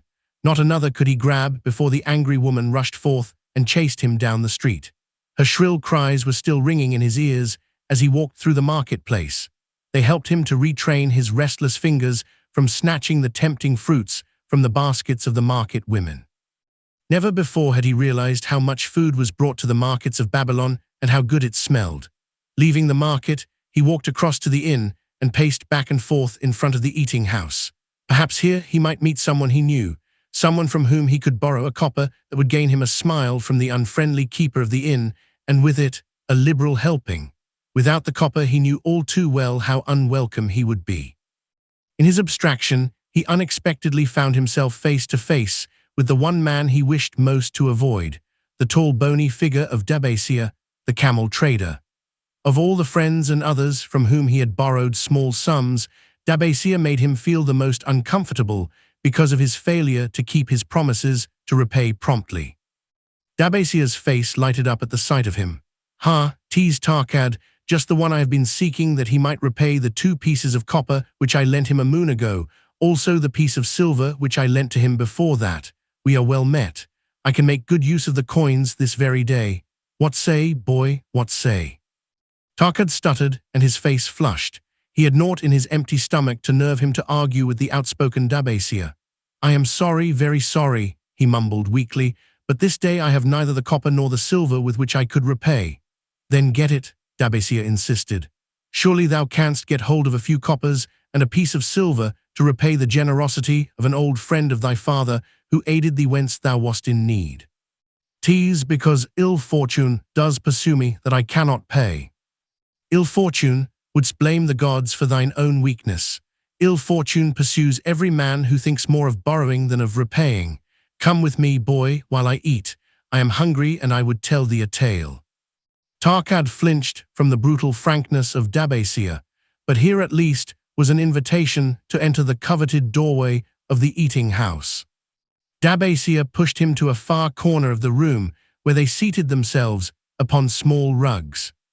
When Korska, the proprietor, appeared smiling, Dabasia addressed him with his usual freedom. "Fat lizard of the desert, bring to me a leg of the goat, brown with much juice, and bread and all of the vegetables, for I am hungry and want much food. Do not forget my friend here. Bring to him a jug of water. Have it cooled, for the day is hot." Tarkad's heart sank. Must he sit here and drink water while he watched this man devour an entire goat leg? He said nothing. He thought of nothing he could say. Dabasia, however, knew no such thing as silence. Smiling and waving his hand good-naturedly to the other customers, all of whom knew him, he continued, "I did hear from a traveler just returned from Urfa of a certain rich man who has a piece of stone cut so thin that one can look through it. He put it in the window of his house to keep out the rains. It is yellow, so this traveler does relate, and he was permitted to look through it, and all the outside world looked strange, and not like it really is. What say you to that, Tarkad? Thinkest all the world could look to a man a different color from what it is? I dare say, responded the youth, much more interested in the fat leg of goat placed before Dabasia. Well, I know it to be true, for I myself have seen the world all of a different color from what it really is, and the tale I am about to tell relates how I came to see it in its right color once more. Dabasia will tell a tale, whispered a neighboring diner to his neighbor, and dragged his rug close. Other diners brought their food and crowded in a semicircle. They crunched noisily in the ears of Tarkad and brushed him with their meaty bones. He alone was without food. Dabasia did not offer to share with him, nor even motion him to a small corner of the hard bread that was broken off and had fallen from the platter to the floor.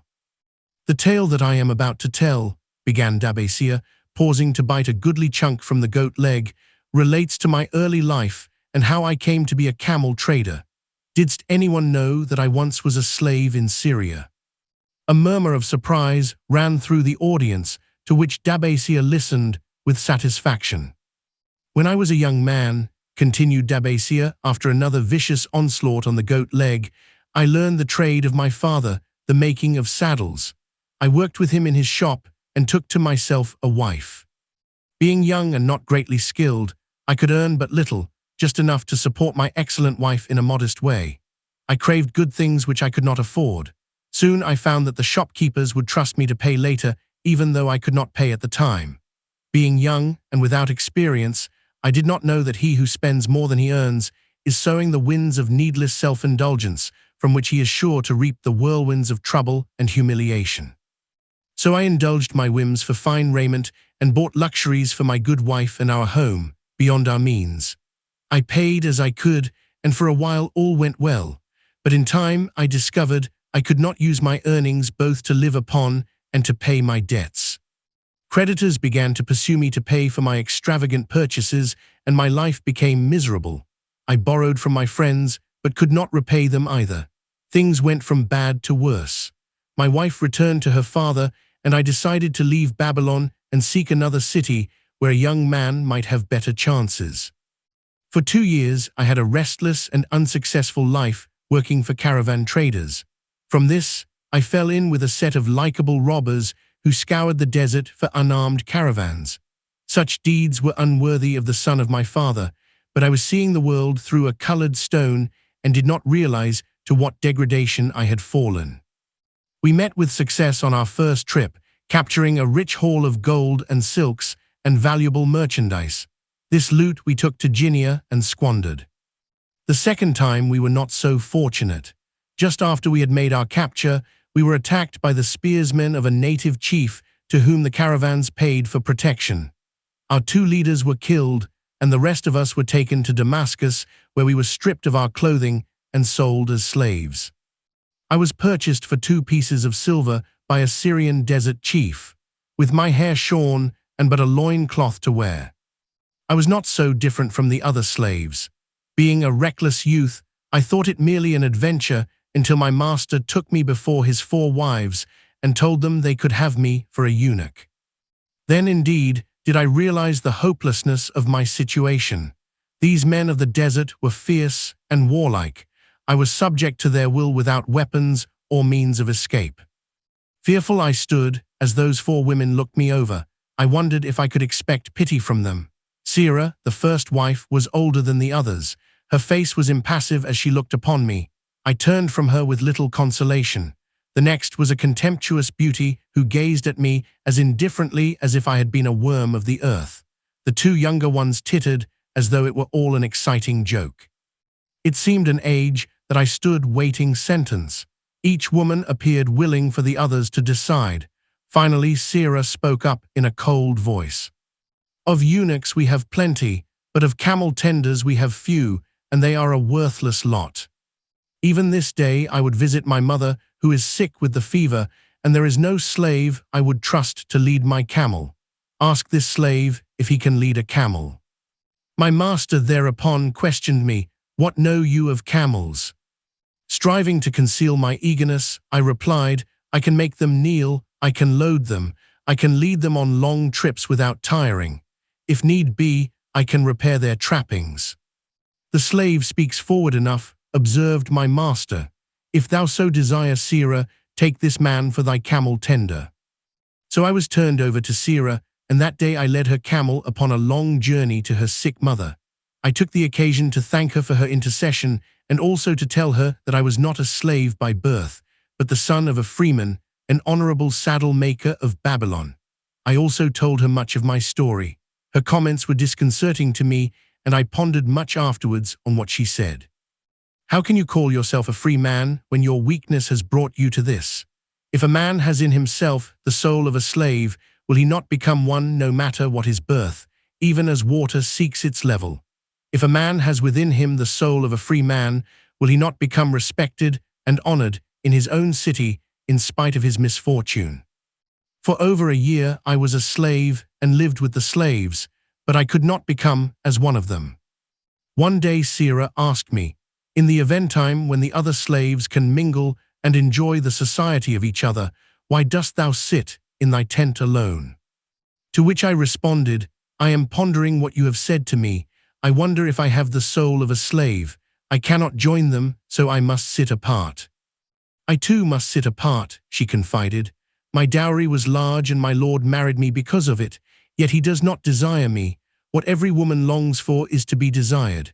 Because of this, and because I am barren and have neither son nor daughter, must I sit apart. Were I a man, I would rather die than be such a slave, but the conventions of our tribe make slaves of women. What think thou of me by this time? I asked her suddenly. Have I the soul of a man, or have I the soul of a slave? Have you a desire to repay the just debts you owe in BabyLon? She parried. Yes, I have the desire, but I see no way. If thou contentedly let the years slip by and make no effort to repay, then thou hast but the contemptible soul of a slave. No man is otherwise who cannot respect himself, and no man can respect himself who does not repay honest debts. But what can I do, who am a slave in Syria? Stay a slave in Syria, thou weakling. I am not a weakling, I denied hotly. Then prove it. How? Does not thy great king fight his enemies in every way he can, and with every force he has? Thy debts are thy enemies, they ran thee out of BabyLon. You left them alone, and they grew too strong for thee. Hadst fought them as a man, thou couldst have conquered them and been one honored among the townspeople.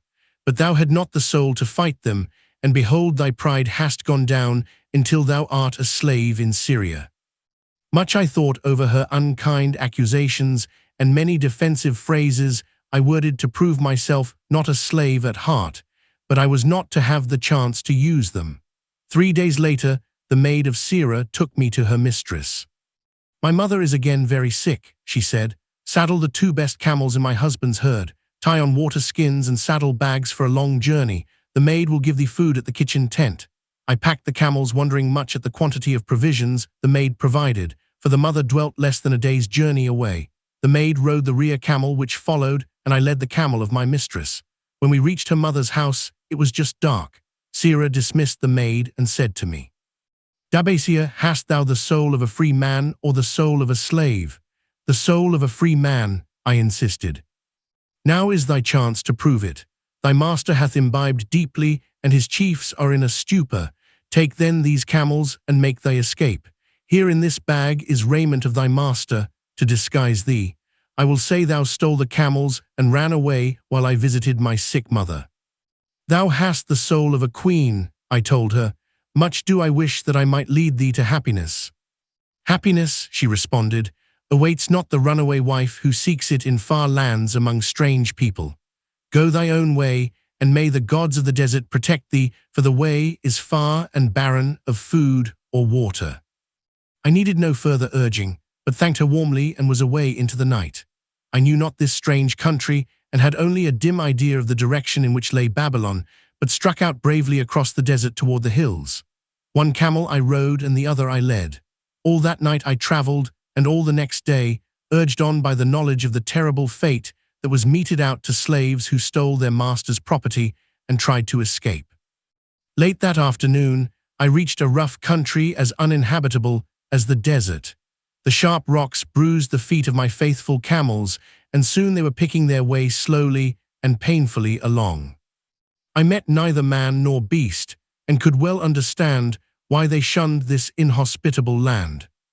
It was such a journey from then on as few men live to tell of. Day after day we plodded along. Food and water gave out. The heat of the sun was merciless. At the end of the 9th day, I slid from the back of my mount with the feeling that I was too weak to ever remount, and I would surely die, lost in this abandoned country. I stretched out upon the ground and slept, not waking until the first gleam of daylight. I sat up and looked about me. There was a coolness in the morning air. My camels lay dejected not far away. About me was a vast waste of broken country covered with rock and sand and thorny things, no sign of water, naught to eat for man or camel. Could it be that, in this peaceful quiet, I faced my end? My mind was clearer than it had ever been before. My body now seemed of little importance. My parched and bleeding lips, my dry and swollen tongue, my empty stomach, all had lost their supreme agonies of the day before. I looked across into the uninviting distance, and once again came to me the question, have I the soul of a slave or the soul of a free man? Then, with clearness, I realized that if I had the soul of a slave, I should give up, lie down in the desert and die, a fitting end for a runaway slave. But if I had the soul of a free man, what then? Surely I would force my way back to Babylon, repay the people who had trusted me, bring happiness to my wife who truly loved me, and bring peace and contentment to my parents. Thy debts are thine enemies who have run thee out of Babylon, Sarah had said. Yes, it was so. Why had I refused to stand my ground like a man? Why had I permitted my wife to go back to her father? Then a strange thing happened. All the world seemed to be of a different color, as though I had been looking at it through a colored stone which had suddenly been removed. At last, I saw the true values in life. Die in the desert, not I. With a new vision, I saw the things that I must do. First, I would go back to Babylon and face every man to whom I owed an unpaid debt.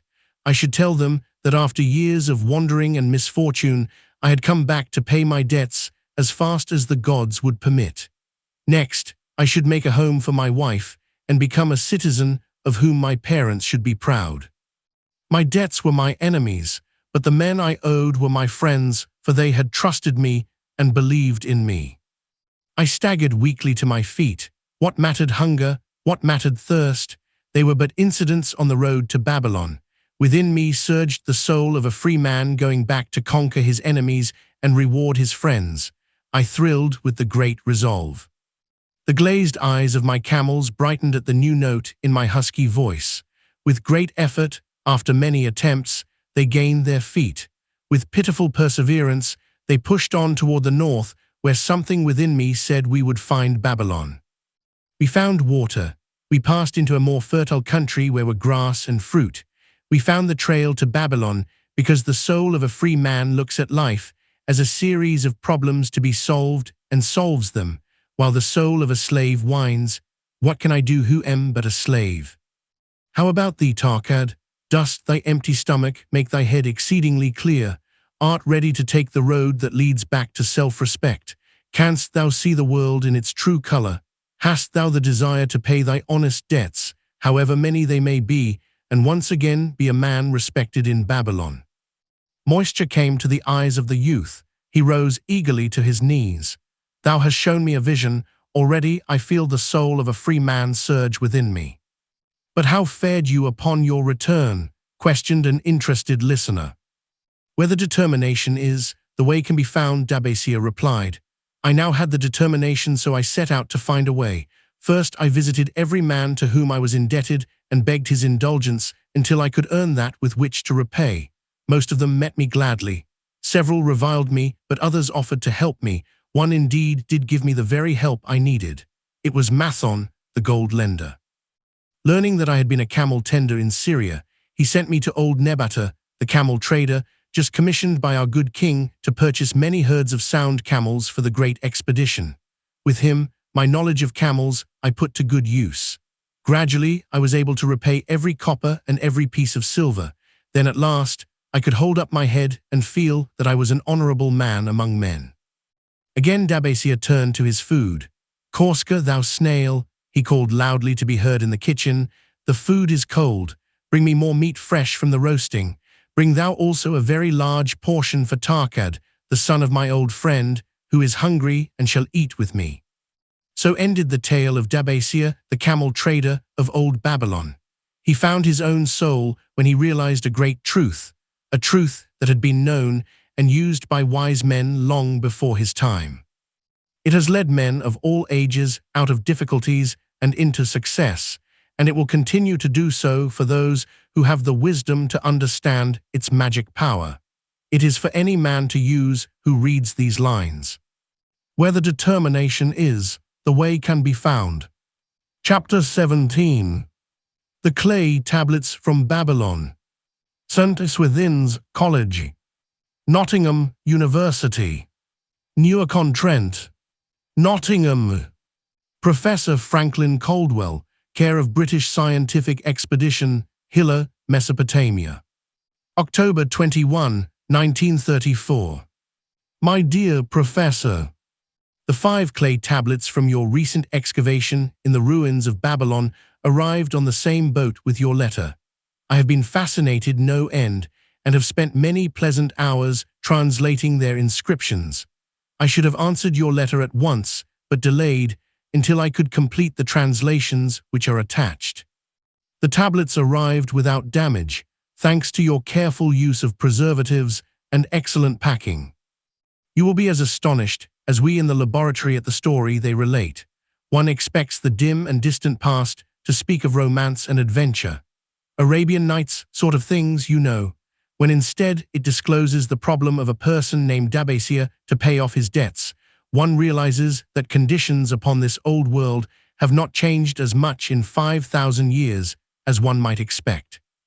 It's odd, you know, but these old inscriptions rather rage me, as the students say. Being a college professor, I am supposed to be a thinking human being possessing a working knowledge of most subjects. Yet here comes this old chap out of the dust-covered ruins of Babylon to offer a way I had never heard of to pay off my debts, and at the same time acquire gold to jingle in my wallet. Pleasant thought, I say, and interesting to prove whether it will work as well nowadays as it did in old Babylon. Mrs. Shrewsbury and myself are planning to try out his plan upon our own affairs, which could be much improved. Wishing you the best of luck in your worthy undertaking and waiting eagerly another opportunity to assist, I am.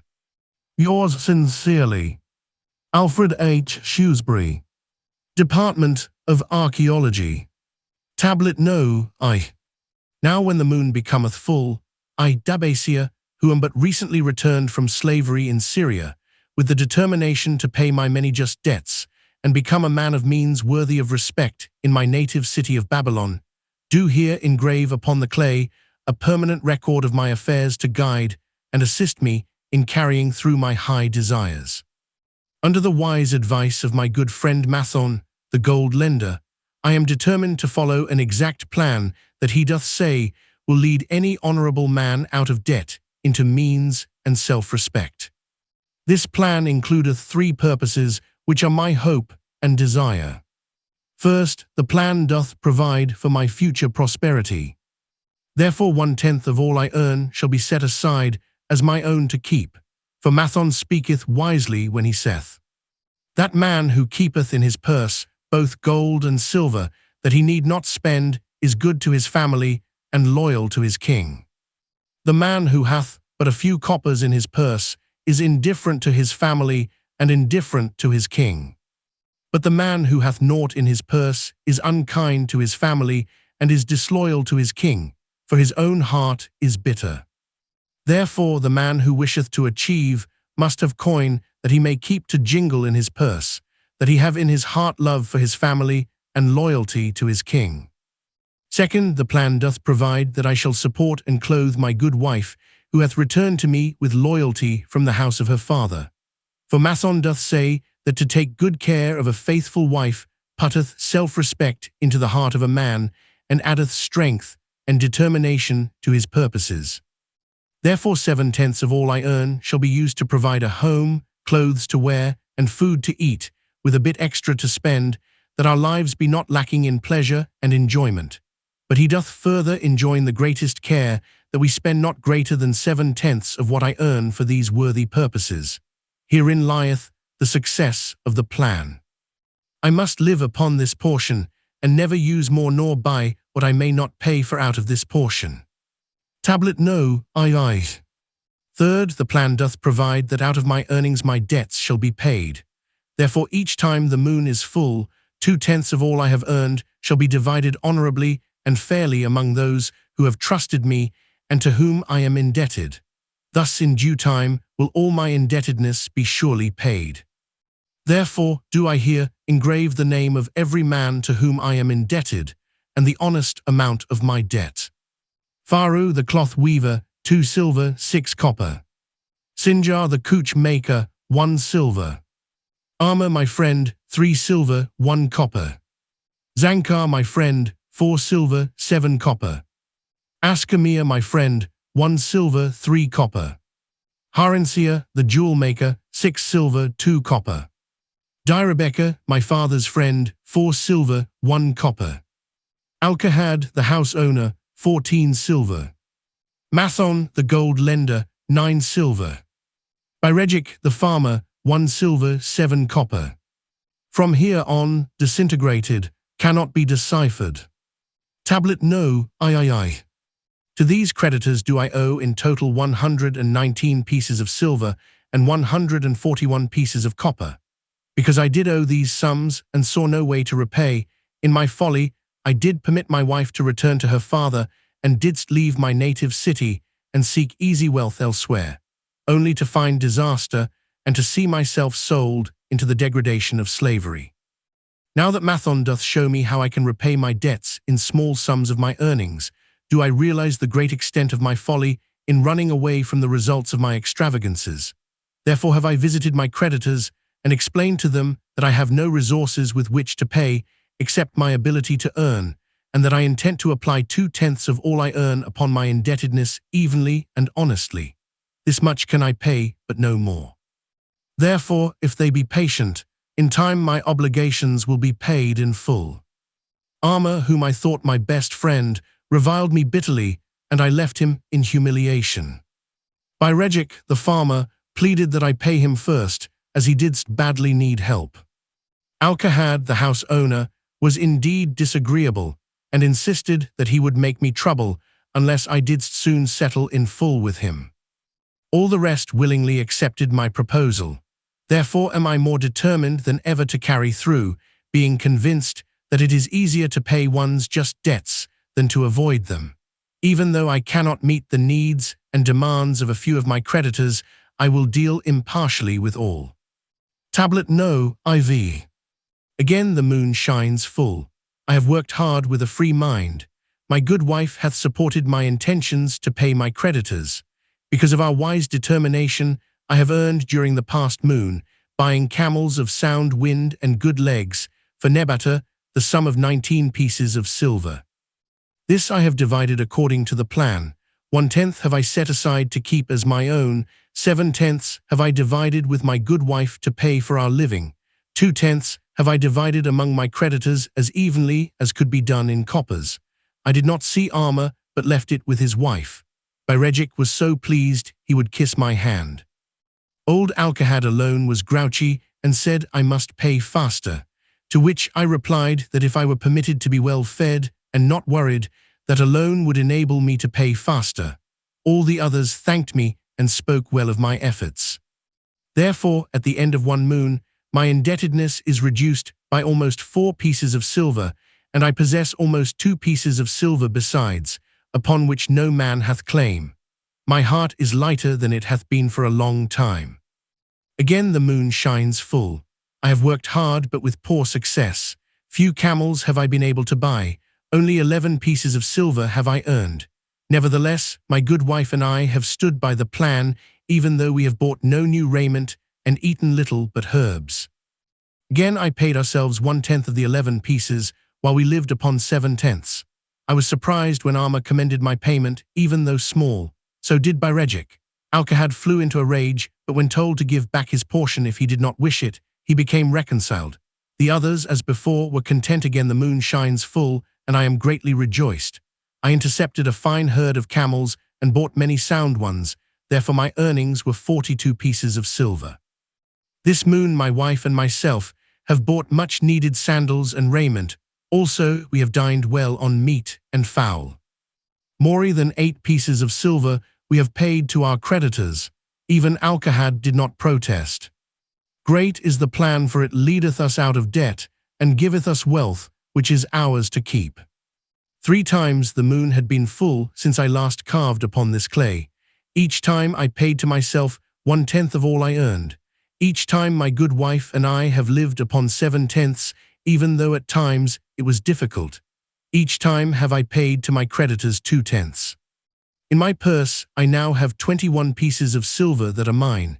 It maketh my head to stand straight upon my shoulders, and maketh me proud to walk among my friends. My wife keepeth well our home, and is becomingly gowned. We are happy to live together. The plan is of untold value. Hath it not made an honorable man of an ex-slave? Tablet No. V.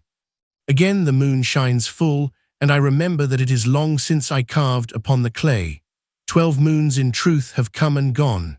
But this day I will not neglect my record, because upon this day I have paid the last of my debts. This is the day upon which my good wife and my thankful self celebrate with great feasting that our determination hath been achieved. Many things occurred upon my final visit to my creditors that I shall long remember.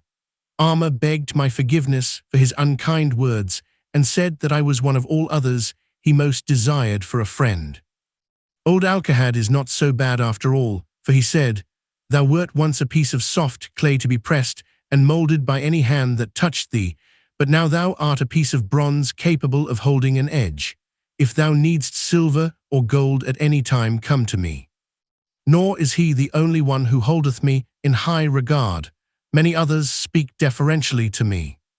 My good wife looketh upon me with a light in her eyes that doth make a man have confidence in himself. Yet it is the plan that hath made my success. It hath enabled me to pay all my debts and to jingle both gold and silver in my purse.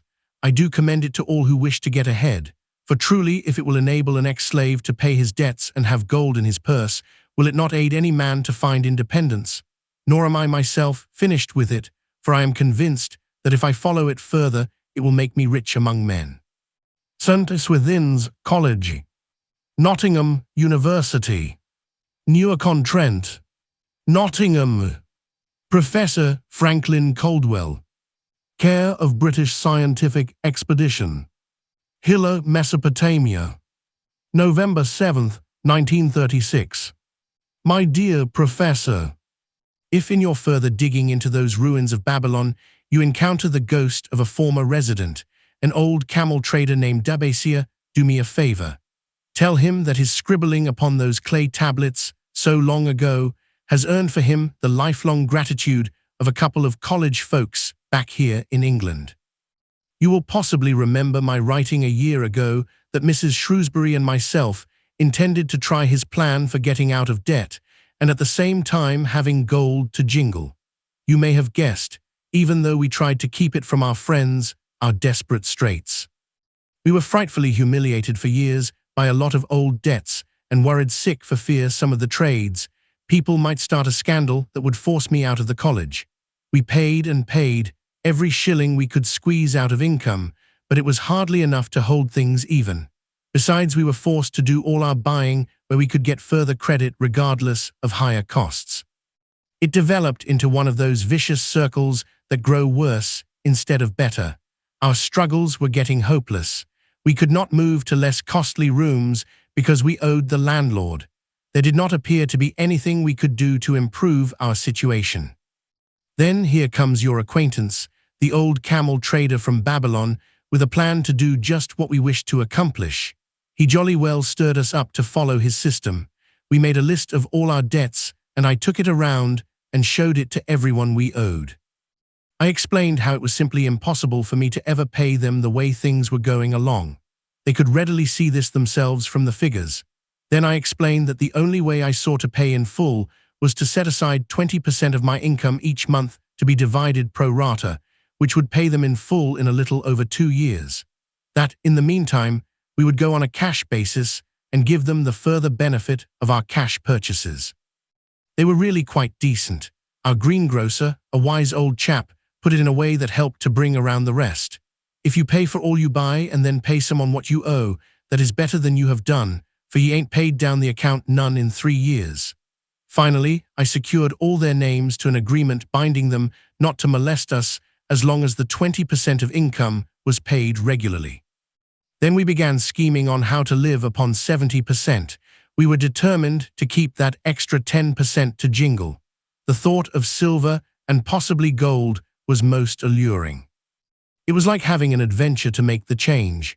We enjoyed figuring this way and that, to live comfortably upon that remaining 70%. We started with rent and managed to secure a fair reduction.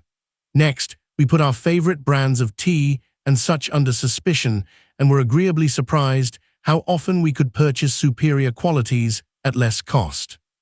It is too long a story for a letter, but anyhow it did not prove difficult. We managed, and right cheerfully at that. What a relief it proved to have our affairs in such a shape we were no longer persecuted by past due accounts. I must not neglect, however, to tell you about that extra 10% we were supposed to jingle. Well, we did jingle it for some time. Now don't laugh too soon. You see, that is the sporty part. It is the real fun to start accumulating money that you do not want to spend. There is more pleasure in running up such a surplus than there could be in spending it. After we had jingled to our heart's content, we found a more profitable use for it. We took up an investment upon which we could pay that 10% each month. This is proving to be the most satisfying part of our regeneration. It is the first thing we pay out of my check. There is a most gratifying sense of security to know our investment is growing steadily. By the time my teaching days are over, it should be a snug sum, large enough so the income will take care of us from then on. All this out of my same old check. Difficult to believe, yet absolutely true. All our debts being gradually paid and at the same time our investment increasing. Besides, we get along, financially, even better than before. Who would believe there could be such a difference in results between following a financial plan and just drifting along?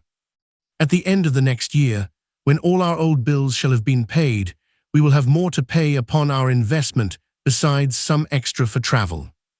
We are determined never again to permit our living expenses to exceed 70% of our income. Now you can understand why we would like to extend our personal thanks to that old chap whose plan saved us from our hell on earth. He knew he had been through it all. He wanted others to benefit from his own bitter experiences. That is why he spent tedious hours carving his message upon the clay. He had a real message for fellow sufferers, a message so important that after 5,000 years it has risen out of the ruins of Babylon, just as true and just as vital as the day it was buried. Yours sincerely, Alfred H. Shrewsbury. Department of Archaeology. Chapter 18. The luckiest man in Babylon. At the head of his caravan proudly rode Sharu-Nada, the merchant prince of Babylon. He liked fine cloth and wore rich and becoming robes. He liked fine animals and sat easily upon his spirited Arabian stallion. To look at him, one would hardly have guessed his advanced years. Certainly, they would not have suspected that he was inwardly troubled. The journey from Damascus is long, and the hardships of the desert many. These he minded not. The Arab tribes are fierce and eager to loot rich caravans. These he feared not, for his many fleet-mounted guards were a safe protection. About the youth at his side, whom he was bringing from Damascus, was he disturbed. This was Hadan Gula, the grandson of his partner of other years, Arad Gula, to whom he felt he owed a debt of gratitude which could never be repaid. He would like to do something for this grandson, but the more he considered this, the more difficult it seemed because of the youth himself. Eyeing the young man's rings and earrings, he thought to himself, he thinks jewels are for men, still he has his grandfather's strong face. But his grandfather wore no such gaudy robes. Yet I sought him to come, hoping I might help him get a start for himself and get away from the wreck his father has made of their inheritance. Hadangula broke in upon his thoughts. Why dost thou work so hard, riding always with thy caravan upon its long journeys? Dost thou never take time to enjoy life? Sharunada smiled. To enjoy life, he repeated. What wouldst thou do to enjoy life if thou wert Sharunada? If I had wealth equal to thine, I would live like a prince. Never across the hot desert would I ride. I would spend the shekels as fast as they came to my purse. I would wear the richest of robes and the rarest of jewels. That would be a life to my liking, a life worth living. Both men laughed. Thy grandfather wore no jewels.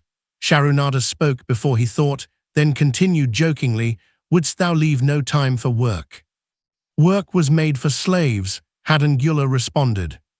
Sharunada bit his lip, but made no reply, riding in silence until the trail led them to the slope. Here he reined his mount, and pointing to the green valley far away, see, there is the valley. Look far down, and thou canst faintly see the walls of Babylon. The tower is the temple of Bel. If thine eyes are sharp, thou mayest even see the smoke from the eternal fire upon its crest. So that is Babylon. Always have I longed to see the wealthiest city in all the world, Hadangula commented. Babylon, where my grandfather started his fortune, would he were still alive, we would not be so sorely pressed. Why wish his spirit to linger on earth beyond its allotted time? Thou and thy father can well carry on his good work. Alas of us, neither has his gift. Father and myself know not his secret for attracting the golden shekels. Sharunada did not reply, but gave rein to his mount and rode thoughtfully down the trail to the valley. Behind them followed the caravan in a cloud of reddish dust. Some time later they reached the king's highway and turned south through the irrigated farms. 3 old men ploughing a field caught Sharunada's attention. They seemed strangely familiar. How ridiculous! One does not pass a field after 40 years and find the same men ploughing there. Yet something within him said they were the same. One, with an uncertain grip, held the plough. The others laboriously plodded beside the oxen, ineffectually beating them with their barrel staves to keep them pulling. 40 years ago he had envied these men. How gladly he would have exchanged places, but what a difference now! With pride he looked back at his trailing caravan, well-chosen camels and donkeys loaded high with valuable goods from Damascus.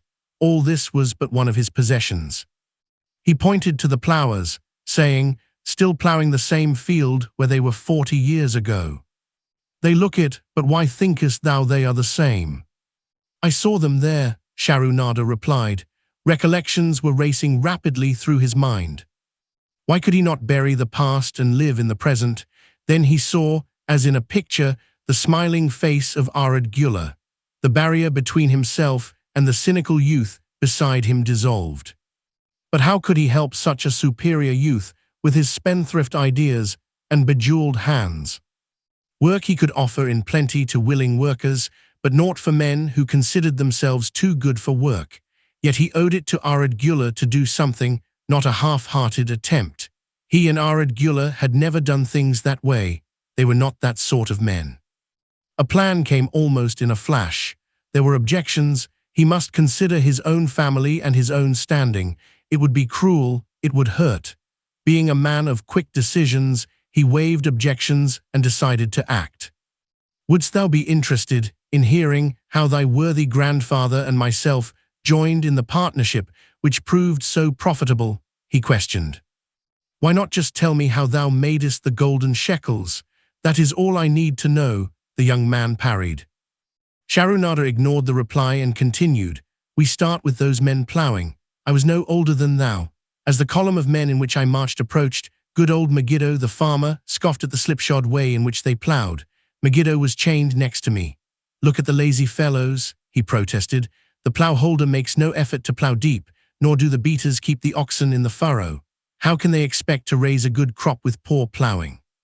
Didst thou say Megiddo was chained to thee? Hadangula asked in surprise. Yes, with bronze collars about our necks and a length of heavy chain between us. Next to him was Zabado, the sheep thief.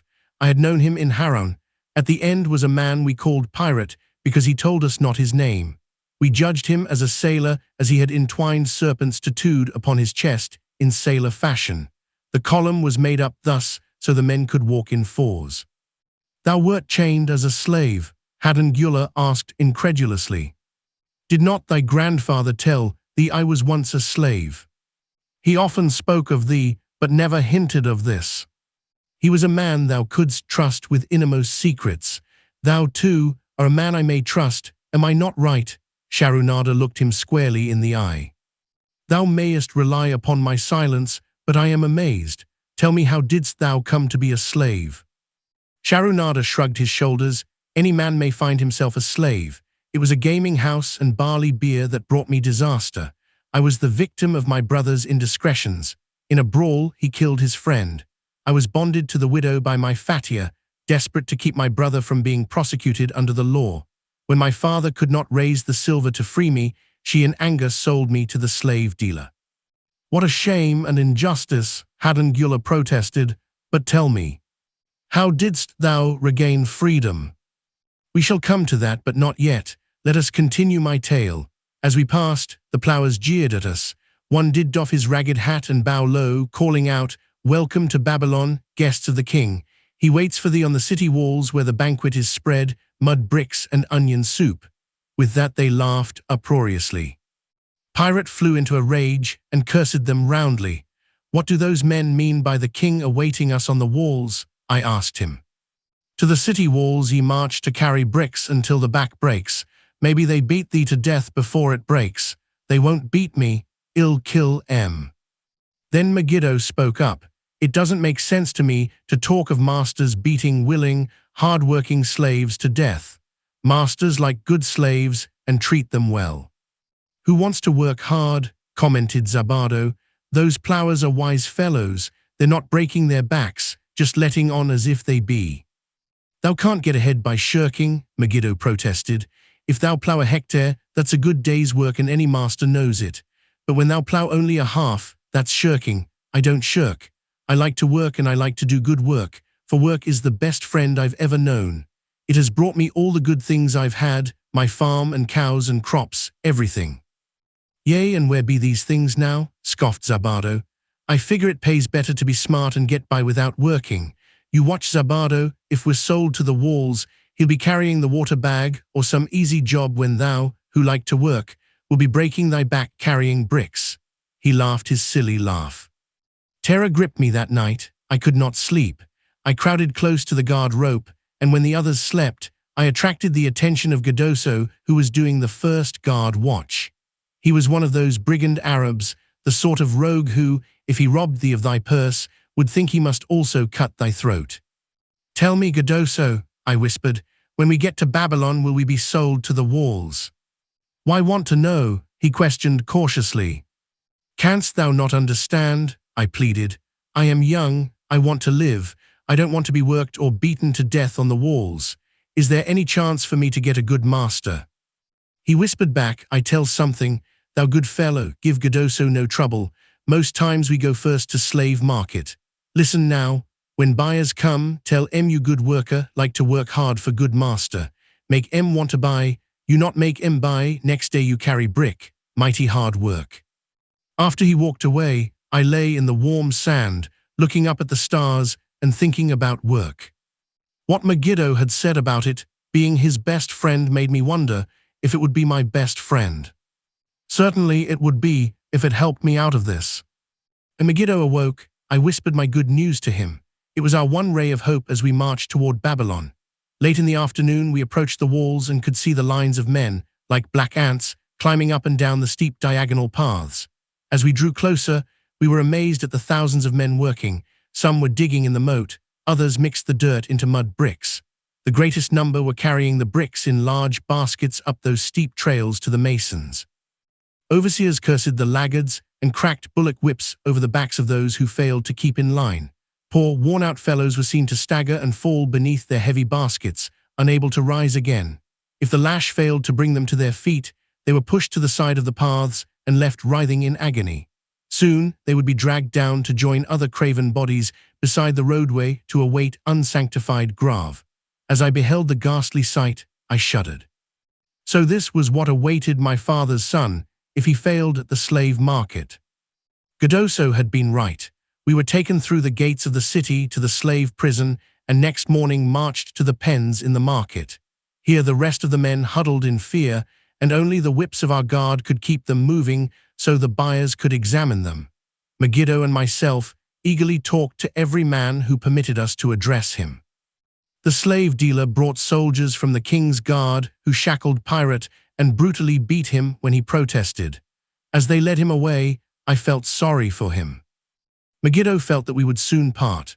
When no buyers were near, he talked to me earnestly to impress upon me how valuable work would be to me in the future. Some men hate it. They make it their enemy. Better to treat it like a friend, make thyself like it. Don't mind because it is hard. If thou thinkest about what a good house thou build, then who cares if the beams are heavy and it is far from the well to carry the water for the plaster? Promise me, boy, if thou get a master, work for him as hard as thou canst. If he does not appreciate all thou do, never mind. Remember, work well done does good to the man who does it. It makes him a better man. He stopped as a burly farmer came to the enclosure and looked at us critically. Megiddo asked about his farm and crops, soon convincing him that he would be a valuable man.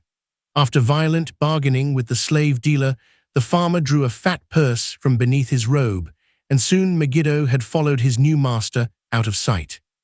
A few other men were sold during the morning. At noon, Gadoso confided to me that the dealer was disgusted and would not stay over another night, but would take all who remained at sundown to the king's buyer. I was becoming desperate when a fat, good-natured man walked up to the wall and inquired if there was a baker among us. I approached him saying, "Why should a good baker like thyself seek another baker of inferior ways? Would it not be easier to teach a willing man like myself thy skilled ways? Look at me, I am young, strong, and like to work. Give me a chance, and I will do my best to earn gold and silver for thy purse." He was impressed by my willingness and began bargaining with the dealer who had never noticed me since he had bought me, but now waxed eloquent on my abilities, good health, and good disposition. I felt like a fat ox being sold to a butcher. At last, much to my joy, the deal was closed. I followed my new master away, thinking I was the luckiest man in Babylon. My new home was much to my liking. Nananade, my master, taught me how to grind the barley in the stone bowl that stood in the courtyard, how to build the fire in the oven, and then how to grind very fine the sesame flour for the honey cakes. I had a couch in the shed where his grain was stored. The old slave housekeeper, Swasti, fed me well and was pleased at the way I helped her with the heavy tasks. Here was the chance I had longed for to make myself valuable to my master, and I hoped to find a way to earn my freedom. I asked Nananade to show me how to knead the bread and to bake. This he did, much pleased at my willingness. Later, when I could do this well, I asked him to show me how to make the honey cakes, and soon I was doing all the baking. My master was glad to be idle, but Swasti shook her head in disapproval. "No work to do is bad for any man," she declared. I felt it was time for me to think of a way by which I might start to earn coins to buy my freedom. As the baking was finished at noon, I thought Nananade would approve if I found profitable employment for the afternoons and might share my earnings with me. Then the thought came to me, why not bake more of the honey cakes and peddle them to hungry men upon the streets of the city? I presented my plan to Nananade this way. "If I can use my afternoons after the baking is finished to earn for thee coins, would it be only fair for thee to share my earnings with me, that I might have money of my own to spend for those things which every man desires and needs?" Fair enough, he admitted. When I told him of my plan to peddle our honey cakes, he was well pleased. "Here is what we will do," he suggested. "Thou sellest them at 2 for a penny, then half of the pennies will be mine to pay for the flour and the honey and the wood to bake them. Of the rest, I shall take half and thou shalt keep half." I was much pleased by his generous offer that I might keep for myself 1/4 of my sales. That night I worked late to make a tray upon which to display them. Nananade gave me one of his worn robes that I might look well, and Swasti helped me patch it and wash it clean. The next day I baked an extra supply of honey cakes. They looked brown and tempting upon the tray as I went along the street, loudly calling my wares. At first no one seemed interested, and I became discouraged. I kept on, and later in the afternoon, as men became hungry, the cakes began to sell, and soon my tray was empty. Nananade was well pleased with my success and gladly paid me my share. I was delighted to own pennies. Megiddo had been right when he said a master appreciated good work from his slaves. That night I was so excited over my success, I could hardly sleep, and tried to figure how much I could earn in a year, and how many years would be required to buy my freedom. As I went forth with my tray of cakes every day, I soon found regular customers. One of these was none other than thy grandfather, Arid Gula. He was a rug merchant and sold to the housewives, going from one end of the city to the other, accompanied by a donkey loaded high with rugs and a black slave to tend it. He would buy 2 cakes for himself and 2 for his slave, always tarrying to talk with me while they ate them. Thy grandfather said something to me one day that I shall always remember. I like thy cakes, boy, but better still, I like the fine enterprise with which thou offerest them. Such spirit can carry thee far on the road to success. But how canst thou understand, Hadan Gula, what such words of encouragement could mean to a slave boy, lonesome in a great city, struggling with all he had in him to find a way out of his humiliation? As the months went by, I continued to add pennies to my purse. It began to have a comforting weight upon my belt. Work was proving to be my best friend, just as Megiddo had said. I was happy, but Swasti was worried. Thy master, I fear to have him spend so much time at the gaming houses, she protested. I was overjoyed one day to meet my friend Megiddo upon the street. He was leading 3 donkeys loaded with vegetables to the market. I am doing mighty well, he said. My master does appreciate my good work, for now I am a foreman. See, he does trust the marketing to me, and also he is sending for my family. Work is helping me to recover from my great trouble. Someday it will help me to buy my freedom and once more own a farm of my own. Time went on, and Nananade became more and more anxious for me to return from selling. He would be waiting when I returned and would eagerly count and divide our money. He would also urge me to seek further markets and increase my sales. Often I went outside the city gates to solicit the overseers of the slaves building the walls. I hated to return to the disagreeable sights, but found the overseers liberal buyers. One day I was surprised to see Zabado waiting in line to fill his basket with bricks. He was gaunt and bent, and his back was covered with welts and sores from the whips of the overseers. I was sorry for him and handed him a cake, which he crushed into his mouth like a hungry animal. Seeing the greedy look in his eyes, I ran before he could grab my tray. Why dost thou work so hard? Arid Gula said to me one day. Almost the same question thou asked of me today, dost thou remember? I told him what Megiddo had said about work, and how it was proving to be my best friend. I showed him with pride my wallet of pennies, and explained how I was saving them to buy my freedom. When thou art free, what wilt thou do? He inquired. Then, I answered, I intend to become a merchant. At that he confided in me, something I had never suspected. Thou knowest not that I also am a slave. I am in partnership with my master. Stop, demanded Hadan Gula. I will not listen to lies defaming my grandfather. He was no slave. His eyes blazed in anger. Sharunada remained calm. I honor him for rising above his misfortune and becoming a leading citizen of Damascus. Art thou, his grandson, cast of the same mold?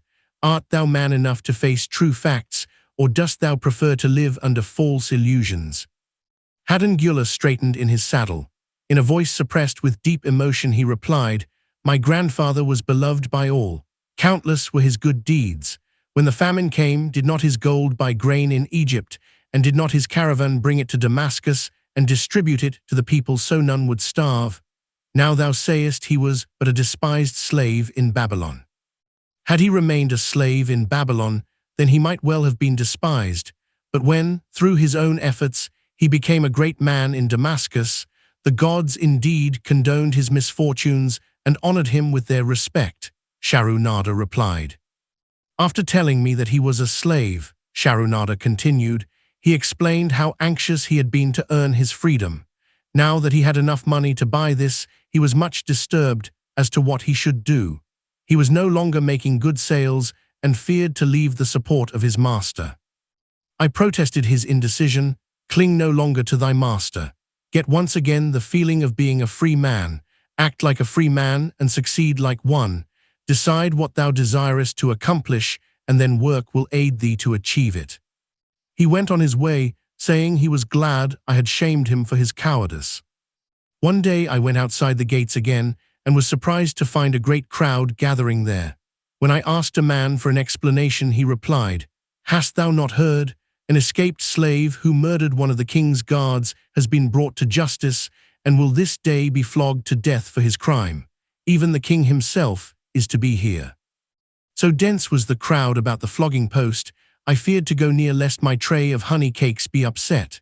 Therefore, I climbed up the unfinished wall to see over the heads of the people.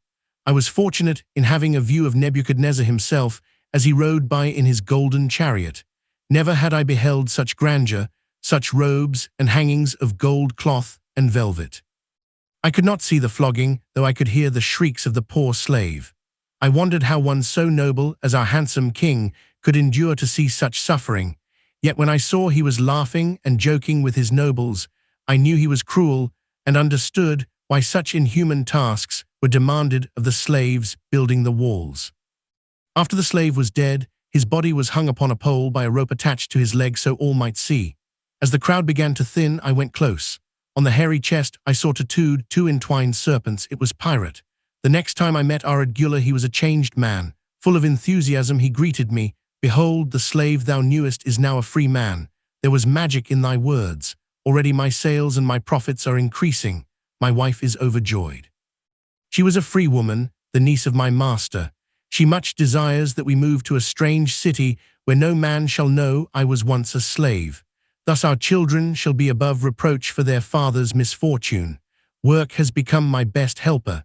It has enabled me to recapture my confidence and my skill to sell." I was overjoyed that I had been able, even in a small way, to repay him for the encouragement he had given me. One evening Swasti came to me in deep distress. "Thy master is in trouble. I fear for him. Some months ago he lost much at the gaming tables. He pays not the farmer for his grain nor his honey. He pays not the money lender. They are angry and threaten him. Why should we worry over his folly? We are not his keepers," I replied thoughtlessly.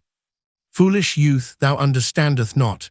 To the money lender didst he give thy title to secure a loan. Under the law he can claim thee and sell thee.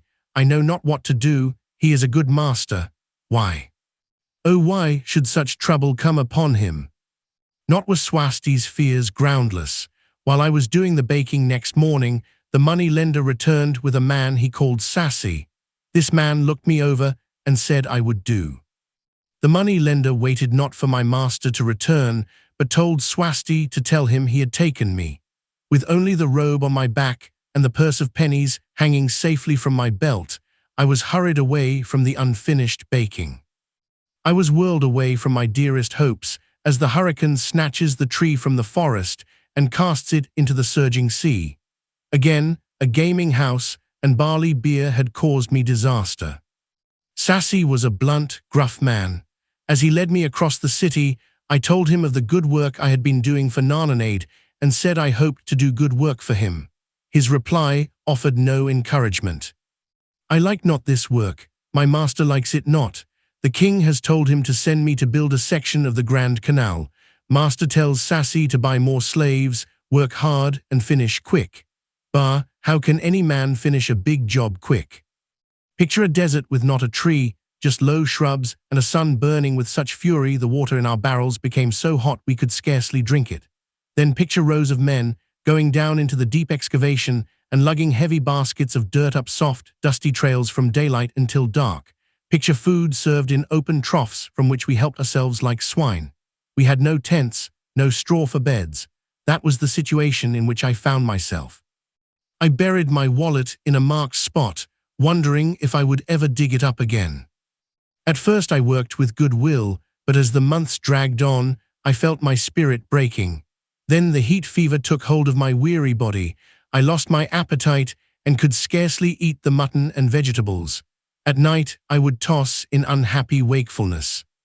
In my misery, I wondered if Zabado had not the best plan to shirk and keep his back from being broken in work. Then I recalled my last sight of him and knew his plan was not good. I thought of Pirate with his bitterness and wondered if it might be just as well to fight and kill. The memory of his bleeding body reminded me that his plan was also useless. Then I remembered my last sight of Megiddo. His hands were deeply calloused from hard work, but his heart was light and there was happiness on his face. His was the best plan. Yet I was just as willing to work as Megiddo. He could not have worked harder than I. Why did not my work bring me happiness and success?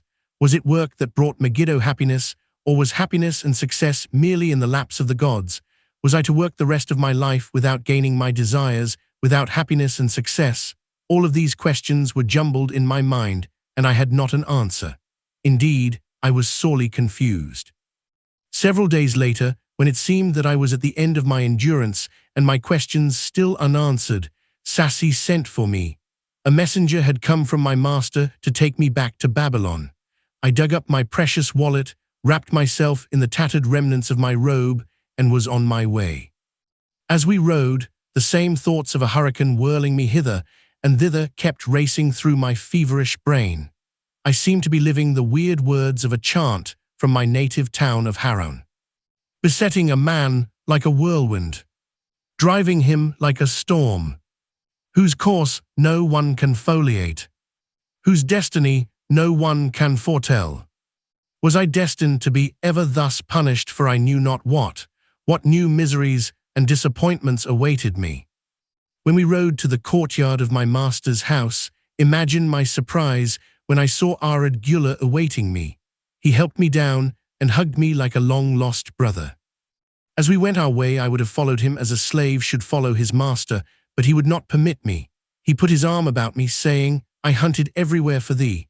When I had almost given up hope, I did meet Swasti, who told me of the money lender, who directed me to thy noble owner. A hard bargain he did drive and made me pay an outrageous price, but thou art worth it. Thy philosophy and thy enterprise have been my inspiration to this new success. Megiddo's philosophy, not mine, I interrupted. Megiddo's and thine, thanks to thee both, we are going to Damascus, and I need thee for my partner. See, he exclaimed, in one moment thou will be a free man. So saying, he drew from beneath his robe the clay tablet carrying my title. This he raised above his head and hurled it to break in 100 pieces upon the cobblestones. With glee, he stamped upon the fragments until they were but dust. Tears of gratitude filled my eyes. I knew I was the luckiest man in Babylon. Work, thou see, by this, in the time of my greatest distress, didst prove to be my best friend. My willingness to work enabled me to escape from being sold to join the slave gangs upon the walls. It also so impressed thy grandfather, he selected me for his partner. Then Hadan Gula questioned, was work my grandfather's secret key to the golden shekels? It was the only key he had when I first knew him, Sharunada replied. Thy grandfather enjoyed working. The gods appreciated his efforts and rewarded him liberally. I begin to see, Hadan Gula was speaking thoughtfully. Work attracted his many friends who admired his industry and the success it brought. Work brought him the honors he enjoyed so much in Damascus. Work brought him all those things I have approved, and I thought work was fit only for slaves. Life is rich, with many pleasures for men to enjoy, Sharunada commented. Each has its place. I am glad that work is not reserved for slaves. Were that the case, I would be deprived of my greatest pleasure. Many things do I enjoy, but nothing takes the place of work. Sharunada and Hadan Gula rode in the shadows of the towering walls up to the massive bronze gates of Babylon. At their approach, the gate guards jumped to attention and respectfully saluted an honored citizen. With head held high, Sharunada led the long caravan through the gates and up the streets of the city. I have always hoped to be a man like my grandfather, Hadan Gula confided to him. Never before did I realize just what kind of man he was. This thou hast shown me. Now that I understand, I do admire him all the more and feel more determined to be like him. I fear I can never repay thee for giving me the true key to his success. From this day forth, I shall use his key.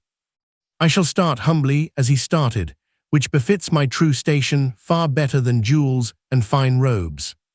So saying, Hadan Gyula pulled the jeweled baubles from his ears and the rings from his fingers. Then, reining his horse, he dropped back and rode, with deep respect, behind the leader of the caravan.